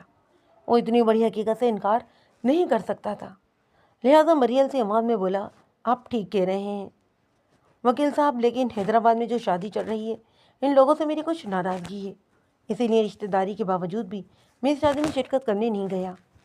چلیے، یہ تو آپ کا خاندانی معاملہ ہے اور اس کا زیر سماعت کیسے کوئی تعلق بھی نہیں بنتا، چنانچہ اس ایشوز پر بات کر کے میں عدالت کا قیمتی وقت برباد نہیں کروں گا۔ نمازی توقف کر کے میں نے تپانے والی نظر سے وکیل تقاضا کی طرف دیکھا، پھر اپنی بات کو مکمل کرتے ہوئے کہنے لگا، اب تو محبت بغض والی بات آپ کی سمجھ میں آ ہی گئی ہوگی باسط صاحب۔ آپ کی ملزم سے کوئی ذاتی دشمنی نہیں، لیکن چونکہ آپ الیاس کارپینٹر کے سالے صاحب ہیں اور الیاس کارپینٹر مقتول آنٹی ختیجہ سے ان دنوں بہت قریب چل رہا ہے، اس لیے آپ نے سوچا کہ اگر آپ کی گواہی سے یہ معاملہ حل ہو جاتا ہے تو یہ کر کے دیکھ لیتے ہیں۔ کیا میں غلط کہہ رہا ہوں؟ مجھ سے کیوں پوچھ رہے ہیں؟ یہ بات بھی آپ اپنے موکلوں سے ہی پوچھ لینا، وہ اکتاہٹ بڑے لہجے میں بولا۔ تو کیا آپ میرے موکل نہیں ہیں؟ میں نے تیرے لب استفار کیا۔ آپ نے پہلے بھی تو مجھے بہت کچھ بتایا ہے کہ نہیں؟ وہ سٹ پٹائے ہوئے انداز میں بولا، آپ کا موکل وہ رہا۔ اس نے ملزموں والے کٹہرے میں کھڑے آپ اس کارپینٹر کی جانب اشارہ کرتے ہوئے کہا، آپ اسے بچانے کی کوشش کریں۔ بخدا میں پچھلے 3 مہینے سے اپنے موکل کی باعزت بریت کے لیے ہی کوشاں ہوں، اور الحمدللہ اس تک و دو میں مجھے قاطع کامیابی حاصل ہوئی ہے۔ آپ کے تعاون کے لیے میں تہہ دل سے شکر گزار ہوں۔ قبل اس کے کہ عبدالباسط میری اس بات کے جواب میں کچھ کہتا، عدالت کا وقت ختم ہو گیا۔ میں نے جج کی طرف دیکھتے ہوئے مؤدبانہ انداز میں کہا، یو آنر، اس کیس کی گاڑی پٹری پر دوڑنے لگی ہے۔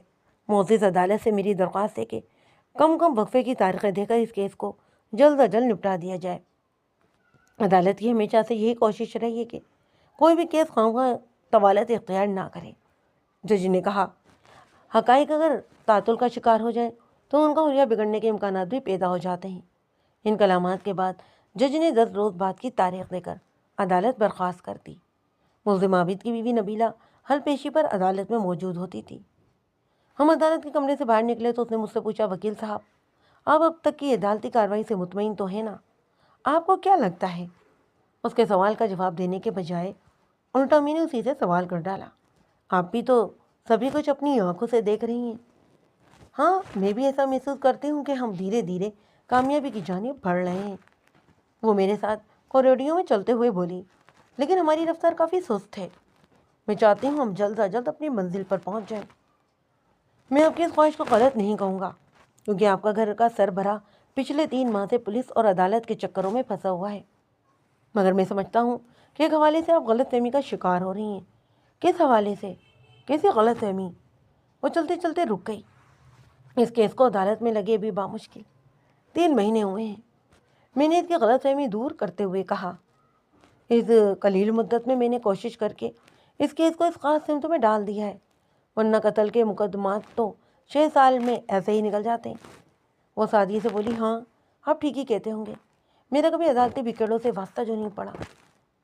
انسانی تجربات سے ہی سیکھتا ہے، میں نے گہری سنجیدگی سے کہا، اور تلخ تجربات کچھ زیادہ ہی پڑا سکھا کر جاتے ہیں۔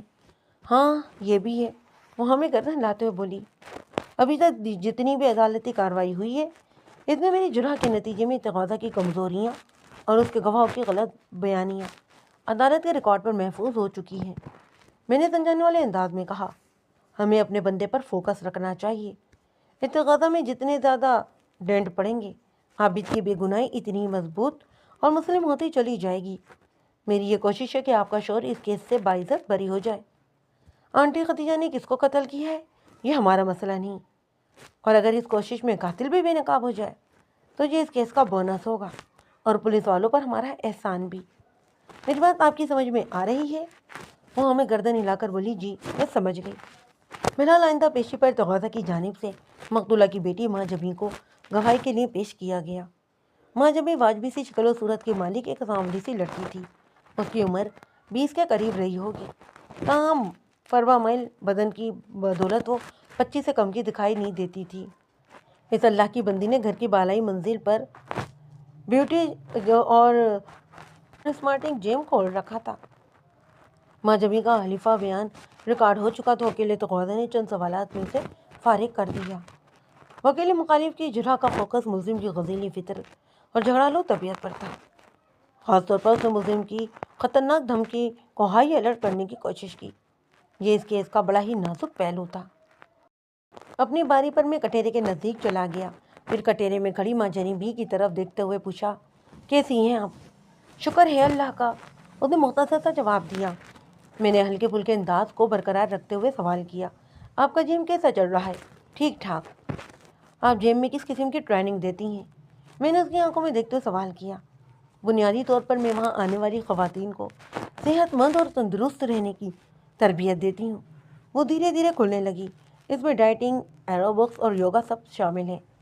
اوہ، تو آپ یوگا کی کلاسز بھی لیتی ہیں؟ جی بالکل، اس نے ہمیں جواب دیا۔ ایک ذاتی نوعیت کا سوال ہے، اگر آپ کی اجازت ہو تو پوچھ لوں؟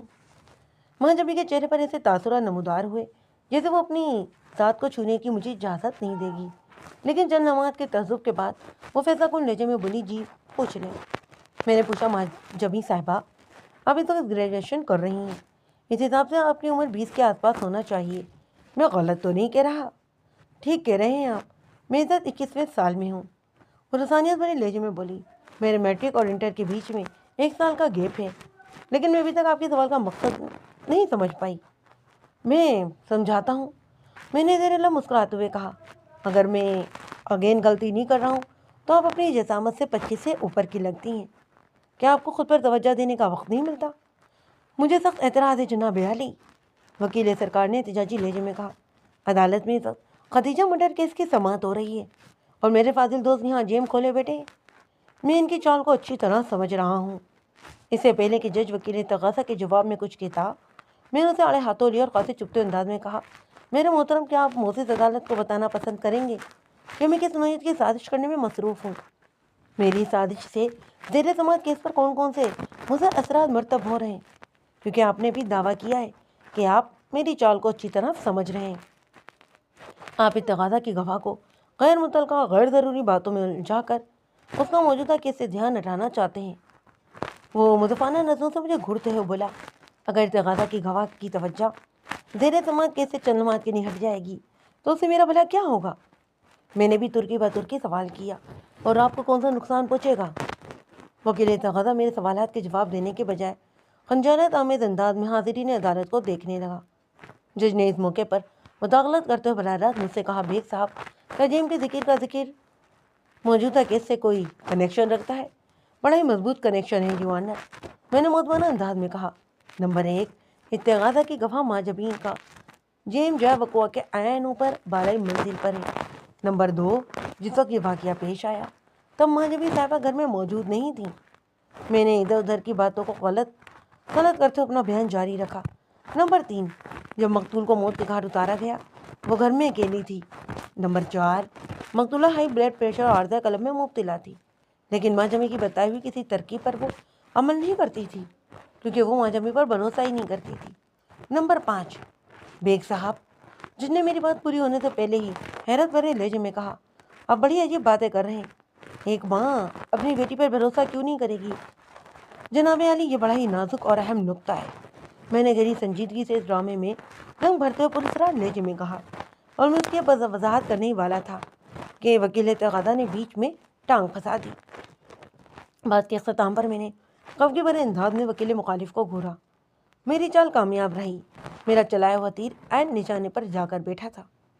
جج نے معطل انداز میں کہا، پلیز بیگ صاحب، آپ اپنی جرات جاری رکھیں۔ ماجبی صاحبہ، میں دوبارہ تقاضا کی گواہ کی جانب متوجہ ہوا۔ آپ اپنے وزن کی وجہ سے 4-5 سال بڑے ہی دکھائی دیتی ہیں۔ آپ دوسری عورتوں کو تو سلم اینڈ اسمارٹ رہنے کی ٹریننگ دیتی ہیں، آپ کو سب سے پہلے خود پر بھی تو توجہ دینا چاہیے نا۔ اگر میں غلطی پر ہوں تو آپ مجھے ٹوک دیجیے گا، اور اگر آپ کو میرا سوال برا لگا ہو تو آپ مجھے روک بھی دیجیے گا۔ نہیں، آپ کے سوال سے مجھے کوئی ایشو نہیں، وہ ٹھہرے ہوئے لہجے میں گویا ہوئی۔ باقی جہاں تک خود پر توجہ دینے کا معاملہ ہے تو یہ بات مجھ سے زیادہ اور کوئی نہیں جانتا، لیکن میں اپنی 2 کمزوریوں کے باعث مجبور ہو جاتی ہوں، اور وزن کو کنٹرول میں رکھنا میرے بس سے باہر ہو جاتا ہے۔ ماشاءاللہ، آپ کمزور دکھتی تو نہیں ہیں۔ میں نے بڑی معنی نظر سے اس کے سراپے کا جائزہ لیا۔ خیر، عدالت آپ کی ان 2 کمزوریوں کے بارے میں جاننے کے لیے بے چین ہے جن کا بھی آپ نے ذکر کیا ہے۔ ایک تو مجھے کھانے پینے کا بہت شوق ہے، وہ قدرے ندامت آمیز انداز میں بتانے لگی۔ مجھے بہت زیادہ لگتی ہے، اور جب بھوک زیادہ لگتی ہے تو پھر مجھ سے صبر نہیں ہوتا اور میں تمام ہی حدود کو پھلانگ جاتی ہوں۔ اسی عادت کی وجہ سے ہفتہ 10 دن کی محنت اکارت جاتی ہے۔ میں نے بڑی کڑی کوششوں سے 2 ہفتوں میں جتنا وزن کم کیا ہوتا ہے وہ 1-2 بار کی بد پرہیزی سے ٹھکانے لگ جاتا ہے۔ ہاں، کھانا جن لوگوں کی کمزوری ہوتی ہے ان بیچاروں کے ساتھ یہ مسئلہ تو رہتا ہی ہے۔ آپ کی یہ کمزوری عدالت کے ریکارڈ پر آ چکی ہے، اب آپ اپنی دوسری کمزوری کے بارے میں بھی بتا دیں۔ دوسری فیملی، میرا فیملی ایشو ہے۔ Family issue? پلیز آپ آسان الفاظ میں اس کی وضاحت کریں۔ میں نے نبیلہ کی فراہم کردہ معلومات کی روشنی میں مقتول کے گھرانے پر اچھی خاصی ریسرچ کر ڈالی تھی، اور ماجبی سے پوچھے گئے ہر سوال کے پیچھے میرا ایک خاص مقصد چھپا ہوا تھا۔ میں تقاضا کے گواہ کی زبان سے عدالت کے ریکارڈ پر ایسے حقائق کو محفوظ کروانا چاہتا تھا جو کسی بھی حوالے سے میرے موکل کے لیے مفید ثابت ہوتے۔ وکلاء حضرات عموماً اپنے گواہوں اور ان کے فراہم کردہ ثبوت و شواہد پر زیادہ بھروسہ کرتے ہیں، لیکن میری ہمیشہ سے یہ کوشش رہی ہے کہ میں اپنی پرمعینہ جرأت سے مخالف پارٹی کے گواہوں کو اس طرح مانچتا ہوں کہ ان کی زبان سے اپنے حق میں باتیں اگلوا لیتا ہوں، اور انہیں احساس بھی نہیں ہوتا کہ میں ان کے ساتھ کون سا ہاتھ کر رہا ہوں۔ اس وقت میں تقاضا کی گواہ اور مقتول کی بیٹی ماجبی پر یہی حربہ آزما رہا تھا۔ میرے سوال کے جواب میں اسے بتایا میرے ننیال میں اوور ویٹ کا مسئلہ پایا جاتا ہے۔ 1 منٹ، میں نے ہاتھ کے اشارے سے اسے مزید بولنے سے روک دیا اور مصنوعی الجھن چہرے پر طاری کرتے ہوئے کہنے لگا، یعنی آپ یہ کہنا چاہتی ہیں کہ آپ کو موٹاپے کی خاصیت والدہ کی طرف سے ملی ہے؟ جی بالکل، وہ ہمیں گردن ہلاتے ہوئے بولی، ننیال کا مطلب والدہ اور اس کا خاندانی تو ہوتا ہے، لیکن یہ کیسے ہو سکتا ہے؟ میں نے اپنی جرح کو معائنہ خیزی کا بغیر لگاتے ہوئے کہا۔ اس نے عجیب سے لہجے میں پوچھا، یہ کیوں نہیں ہو سکتا؟ میری معلومات کے مطابق تو آپ کی والدہ یعنی ختیجہ تو ایک دھان پانسی عورت تھیں۔ میں نے بڑی حیرت کی اداکاری جاری رکھتے ہوئے کہا، اسے کبھی بھی فربہ مائل یا موٹا نہیں کہا جا سکتا۔ آپ کی معلومات تو ادھوری ہیں وکیل صاحب، وہ چپتے ہوئے لہجے میں بولی۔ میں نے پوچھا، کیا مطلب ہے آپ کا؟ شاید نہیں بلکہ یقیناً آپ کو یہ بات نہیں معلوم کہ ختیجہ آنٹی میری سگی ماں نہیں تھیں۔ اس نے انکشاف انگیز لہجے میں بتایا۔ کاکا کیا؟ میں نے اپنی اداکاری جاری رکھی، یہ تو آپ نے بڑی عجیب اور انہونی بات کر دی۔ ماں جبھی کے سنسنی خیز انکشاف نے وکیل، جج اور وکیل تقاضا اور آئیو سمیت تمامی حاضرین عدالت کو حیرت زدہ کر دیا۔ وہاں موجود لوگ آپس میں چامگوئیاں کرنے لگے۔ اس موقع پر جج کو مداخلت کرنا پڑی۔ آرڈر آرڈر، جج نے بآواز بلند کہا، عدالت کے وقار کا خاص خیال رکھا جائے، خاموش پلیز۔ جج کی تحکمانہ اپیل پر اگلے ہی لمحے عدالت کے کمرے میں سناٹا چھا گیا۔ جج نے وال کلاک کی جانب دیکھنے کے بعد مجھ سے کہا، بیگ صاحب پلیز پروسیڈ۔ عدالت کا مقررہ وقت ختم ہونے میں صرف 15 ہی منٹ باقی بچے تھے۔ میں نے بڑی خوش وضو کے ساتھ تقاضا کی گواہ ماں جمی کی جانب متوجہ ہوا۔ تو آپ معزز عدالت کو یہ بتانا چاہتی ہیں کہ مقتولہ آنٹی ختیجہ آپ کی سگی والدہ نہیں تھیں؟ اس نے کہا، ہاں یہی تو حقیقت ہے۔ میری ماں کا نام یاسمین تھا۔ اس کا کیا مطلب ہوا؟ کیا یاسمین صاحبہ اس دنیا میں باقی نہیں ہے؟ میں نے سوالی نظر سے اسے دیکھا۔ جی، 5 سال پہلے ہی میری ماں کا انتقال ہو گیا تھا، وہ دکھی لہجے میں بولی۔ میری ماں کافی فربہ تھیں۔ ان کے انتقال کے 1 سال بعد ہی ابو نے ایک بیوہ عورت سے شادی کر لی، یعنی آنٹی ختیجہ سے۔ آنٹی ختیجہ کا شوہر فرقان علی 6 سال پہلے اللہ کو پیارا ہو گیا تھا۔ مجھے اس بات کا سخت افسوس ہے کہ میں نے یاسمین صاحبہ کا تذکرہ چھیڑ آپ کو غمزدہ کر دیا۔ میں نے ماں جمی کی آنکھوں میں دیکھتے ہوئے کہا، لیکن یہ میرے پیشے کی مجبوری اور عدالتی کارروائی کا تقاضا تھا۔ کوئی بات نہیں، وہ سادہ سے لہجے میں بولی، آپ شرمندہ نہ ہوں۔ مقتولہ آنٹی ختیجہ سے لگ بھگ 4 سال پہلے آپ کے والد نے شادی کی۔ میں نے پرسوچ انداز میں کہا، اور عدیل کی عمر اس وقت کم و بیش 7 سال ہے۔ اس کا مطلب تو یہ ہوا کہ عدیل آپ کے والد کی اولاد نہیں؟ جی بالکل ٹھیک کہہ رہے ہیں آپ، وہ گہری سنجیدگی سے بولی۔ عدیل مقتولہ آنٹی یعنی آنٹی ختیجہ مرحوم فرقان علی کی اولاد ہے۔ جب ابو نے آنٹی ختیجہ سے شادی کی تو عدیل محض 3 سال کا تھا۔ ماں جمی صاحبہ، میں نے اپنی جرح کو سمیٹتے ہوئے کہا، آپ نے بھی تھوڑی دیر پہلے معزز عدالت کو بتایا ہے کہ آپ اپنے جیم میں یوگا کی کلاسز بھی لیا کرتی ہیں۔ ہاں، میں نے اس سلسلے میں غلط بیانی سے کام نہیں لیا، اس نے کہا، اور جہاں تک میری معلومات ہیں، یوگا انسان کے جسم کو صحت، توانائی اور خوبصورتی دینے کے علاوہ اس کے من کی تحریر بھی کرتا ہے۔ میں نے اس کے چہرے پر نگاہ جماتے ہوئے کہا، باقاعدہ یوگا کرنے والے انسان کی آنکھوں میں مغناطیسی چمک پیدا ہو جاتی ہے، اس کی روح میں تازگی بھی اتر آتی ہے، اس کے ساتھ ہی اس کی روح پاکیزہ اور دل آئینے کی طرح صاف اور شفاف ہو جاتا ہے، یعنی ایک وہ سچا اور کھرا انسان بن جاتا ہے، ریاکاری سے پاک، ہر حال میں سچ بولنے والا اور سچائی کا ساتھ دینے والا۔ آپ کی معلومات درست ہیں وکیل صاحب، وہ گہری سنجیدگی سے بولی۔ یوگا انسان میں ایسی بدلاؤ لاتا ہے، یہ تو ہم ایک عام یوگا کرنے والے انسان کے اندر رونما ہونے والی تبدیلیوں کی بات کر رہے ہیں۔ میں نے اس کی آنکھوں میں دور تک جھانکتے ہوئے کہا، اور اگر یوگا کسی استاد کا ذکر کیا جائے تو ان فوائد کو 100 سے لازمی ضرب دینا ہوگا، ہے نا؟ اس نے چوکا میری طرف دیکھا اور جو لہجے میں بولی، آپ کہنا کیا چاہتے ہیں؟ وہ بخوبی سمجھ گئی تھی کہ میرا اشارہ اسے کی جانب ہے، اسی لیے میری بات سنتے اس کی پیشانی پر سوچ کی لکیریں نمودار ہو گئیں۔ میں نے اس کے سوال کے جواب میں کہا، مجھے ایک سیریس معاملے میں آپ کا تعاون درکار ہے، سچا کھرا تعاون، ہر مسئلیت سے پاک، جھوٹ سے کوسوں دور۔ آپ کس سیریس معاملے کی بات کر رہے ہیں؟ آپ کھل کر بتائیں، میں پوری دیانت داری سے آپ کو جواب دوں گی۔ یہ BC والی ٹھنڈی ٹھاٹ پرچی کا کیا قصہ ہے؟ میں نے سرسراتی معاملوں سے سوال کیا۔ معزز عدالت حقائق جاننا چاہتی ہے۔ اس حوالے سے ملزم عابد کا شک درست ہے، وہ بے خوف و خطرہ مستحکم لہجے میں بولی۔ आंटी खतीजा ने वाकई ये दिल को ट्रेंड कर रखा था। मैंने अचानक इत्तेगादा की गवाह से एक अजीब सवाल पूछा, क्या आपको ड्राइविंग आती है? हाँ, मैंने सवाल किया। क्या आपने ये सिकंदर बाई से ही सीखी है? इस मरदूद का नाम ना लें, वो अचानक भड़क उठी। मैं इस कमीने से शदीद नफरत करती हूँ। उसके साथ ही अदालत का वक्त खत्म हो गया। कटहरे में इत्तेगादा का आखिरी गवाह यानी मकतूला आंटी खदीजा का शोहर रऊफ अहमद खड़ा था। रऊफ की उम्र 50 से ऊपर की थी और वो एक दुबला पतला और दराज कामत शख्स था।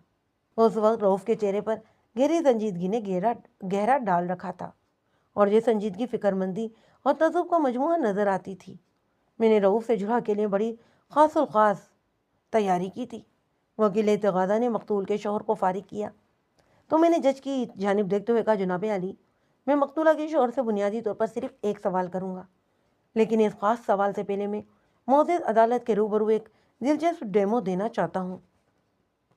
मुज़ाकरा डेमो इंतहा गैर मुतालिक और गैर ज़रूरी दिखाई देगा, लिहाजा फाजिल वकील से मेरी दरख्वास्त है कि वो दौरान मुज़ाहरा मुझे स्टॉप करने की कोशिश ना करें। जज ने वकील तकादा की तरफ सवालिया नज़र से देखा। वो जल्दी से बोला, मुझे मंजूर है जनाब अली। बेग साहब, जज ने मुझसे कहा, आप डेमो शुरू कर सकते हैं, लेकिन अदालत के कीमती वक्त को जहन में रखते हुए। Of course your honour. मैंने सीने पर हाथ रखते गहरी संजीदगी से कहा, मेरी ये कोशिश अदालत का कीमती वक्त बचाने की एक कड़ी है। फिर मैं अपने बैग की जानिब पड़ गया। उस वक्त मैं अपने साथ ब्रीफ केस के अलावा एक छोटा सा हेड बैग भी लेकर आया था, जिसके अंदर डेमो का मखसूस सामान भरा हुआ था। मैंने सामान को बाहर निकाला और विटनेस बॉक्स के करीब चला गया।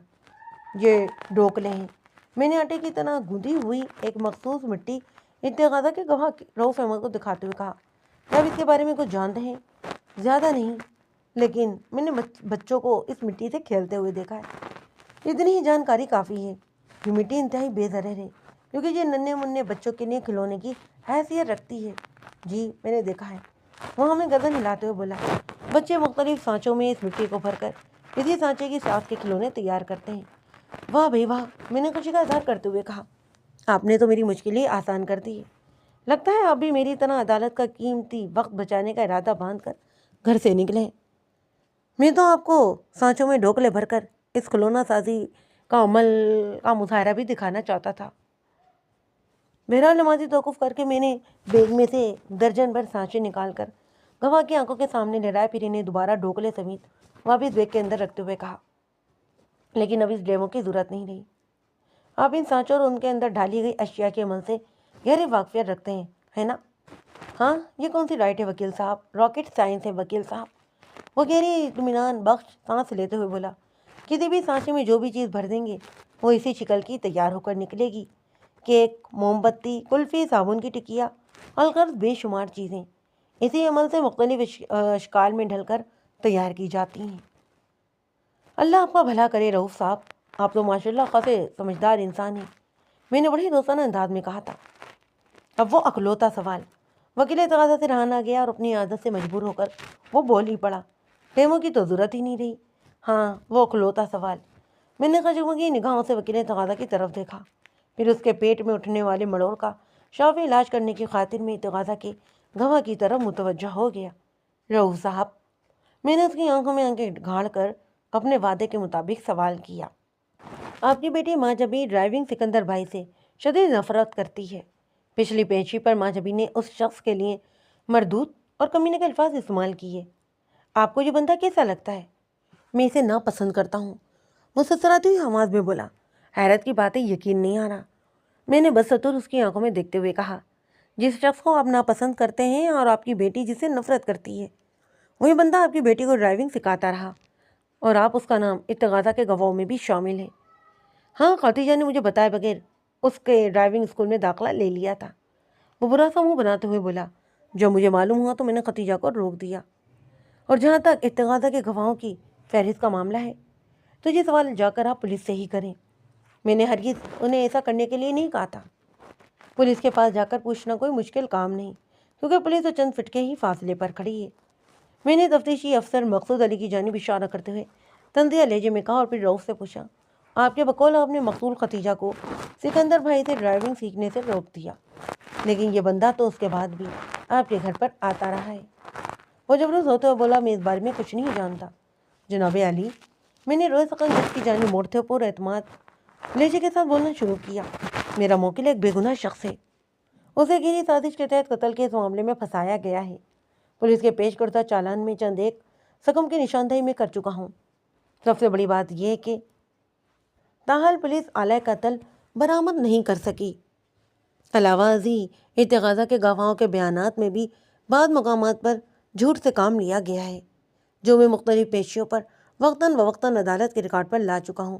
اس سے ارتغاضہ کی بدنیتی بھی ظاہر ہوتی ہے۔ معزز عدالت سے میری درخواست ہے کہ وہ ملزم عابد کو باعزت بری کرنے کے احکامات صادر کرے۔ ہاں، یہ ٹھیک ہے کہ ملزم مزاجاً بہت غصہ ور ہے اور جھگڑالو ہے۔ یہ غلط بات سن کر فوراً طیش میں بھی آ جاتا ہے، لیکن حقیقت یہ ہے کہ ملزم نے آنٹی خدیجہ کو قتل نہیں کیا۔ ہاں، البتہ میں نے ڈرامے انداز میں توقف کر کے جج کی طرف دیکھا، پھر سنسناتے ہوئے لہجے میں کہا، اگر معزز عدالت کی اجازت ہو اور تفتیشی افسر کی خواہش ہو تو میں آلہ قتل کے سلسلے میں کچھ مدد کر سکتا ہوں۔ انکوائری آفیسر وکیل ارتغاضہ اور جج نے بے وقت چونک کر کھوجتی ہوئی نظروں سے مجھے دیکھا۔ جج نے سرسراتے ہوئے لہجے میں سوال کیا، بیگ صاحب آپ کس قسم کی مدد کی بات کر رہے ہیں؟ یو آنر، میں نے سنسنی خیز انداز میں کہا، قاتل نے جس خنجر کی مدد سے آنٹی خدیجہ کو موت کے گھاٹ اتارا ہے اسے کبھی تلاش نہیں کیا جا سکتا، کیونکہ وہ تحلیل ہو چکا ہے۔ عدالت کو تفصیل سے بتائیں۔ جج نے بے چینی سے پہلو بدلتے ہوئے بولا، آپ کی بات اگرچہ عجیب سی محسوس ہو رہی ہے، لیکن اس کے اندر خاصا وزن ہے۔ جناب، میں یہ صرف کہنا چاہوں گا کہ آلہ قتل پانی کا بنا ہوا تھا، میں نے انکشاف انگیز لہجے میں بتایا۔ اسی لیے مقتول کے سینے سے خارج ہونے والے خون نسبتاً پتلا ہو گیا، کیونکہ اس خون کے اندر آلہ قتل کا پانی بھی شامل ہو گیا تھا۔ بات بنی نہیں۔ جج کی سوالیہ نگاہ مجھ پر جمی ہوئی تھی۔ عدالت جاننا چاہتی ہے کہ پانی سے بنا ہوا آلہ قتل مقتول کے سینے میں کیسے اترا؟ اس نازک اور حساس سوال کا جواب دور حاضر کے ایک بے نام سائنسداں سے پوچھتے ہیں۔ میں نے اپنے بیگ کی طرف جاتے ہوئے گہری سنجیدگی سے کہا، اس مسٹری کی ہسٹری وہی بتا سکتے ہیں۔ عدالت کے کمرے میں موجود ہر نفس کی نظر مجھ پر جمی ہوئی تھی اور ماحول پر خاموشی طاری تھی۔ ٹیکنیکی اعتبار سے اس نوعیت کی خاموشی کو پن ڈراپ سائلنس کہا جاتا ہے۔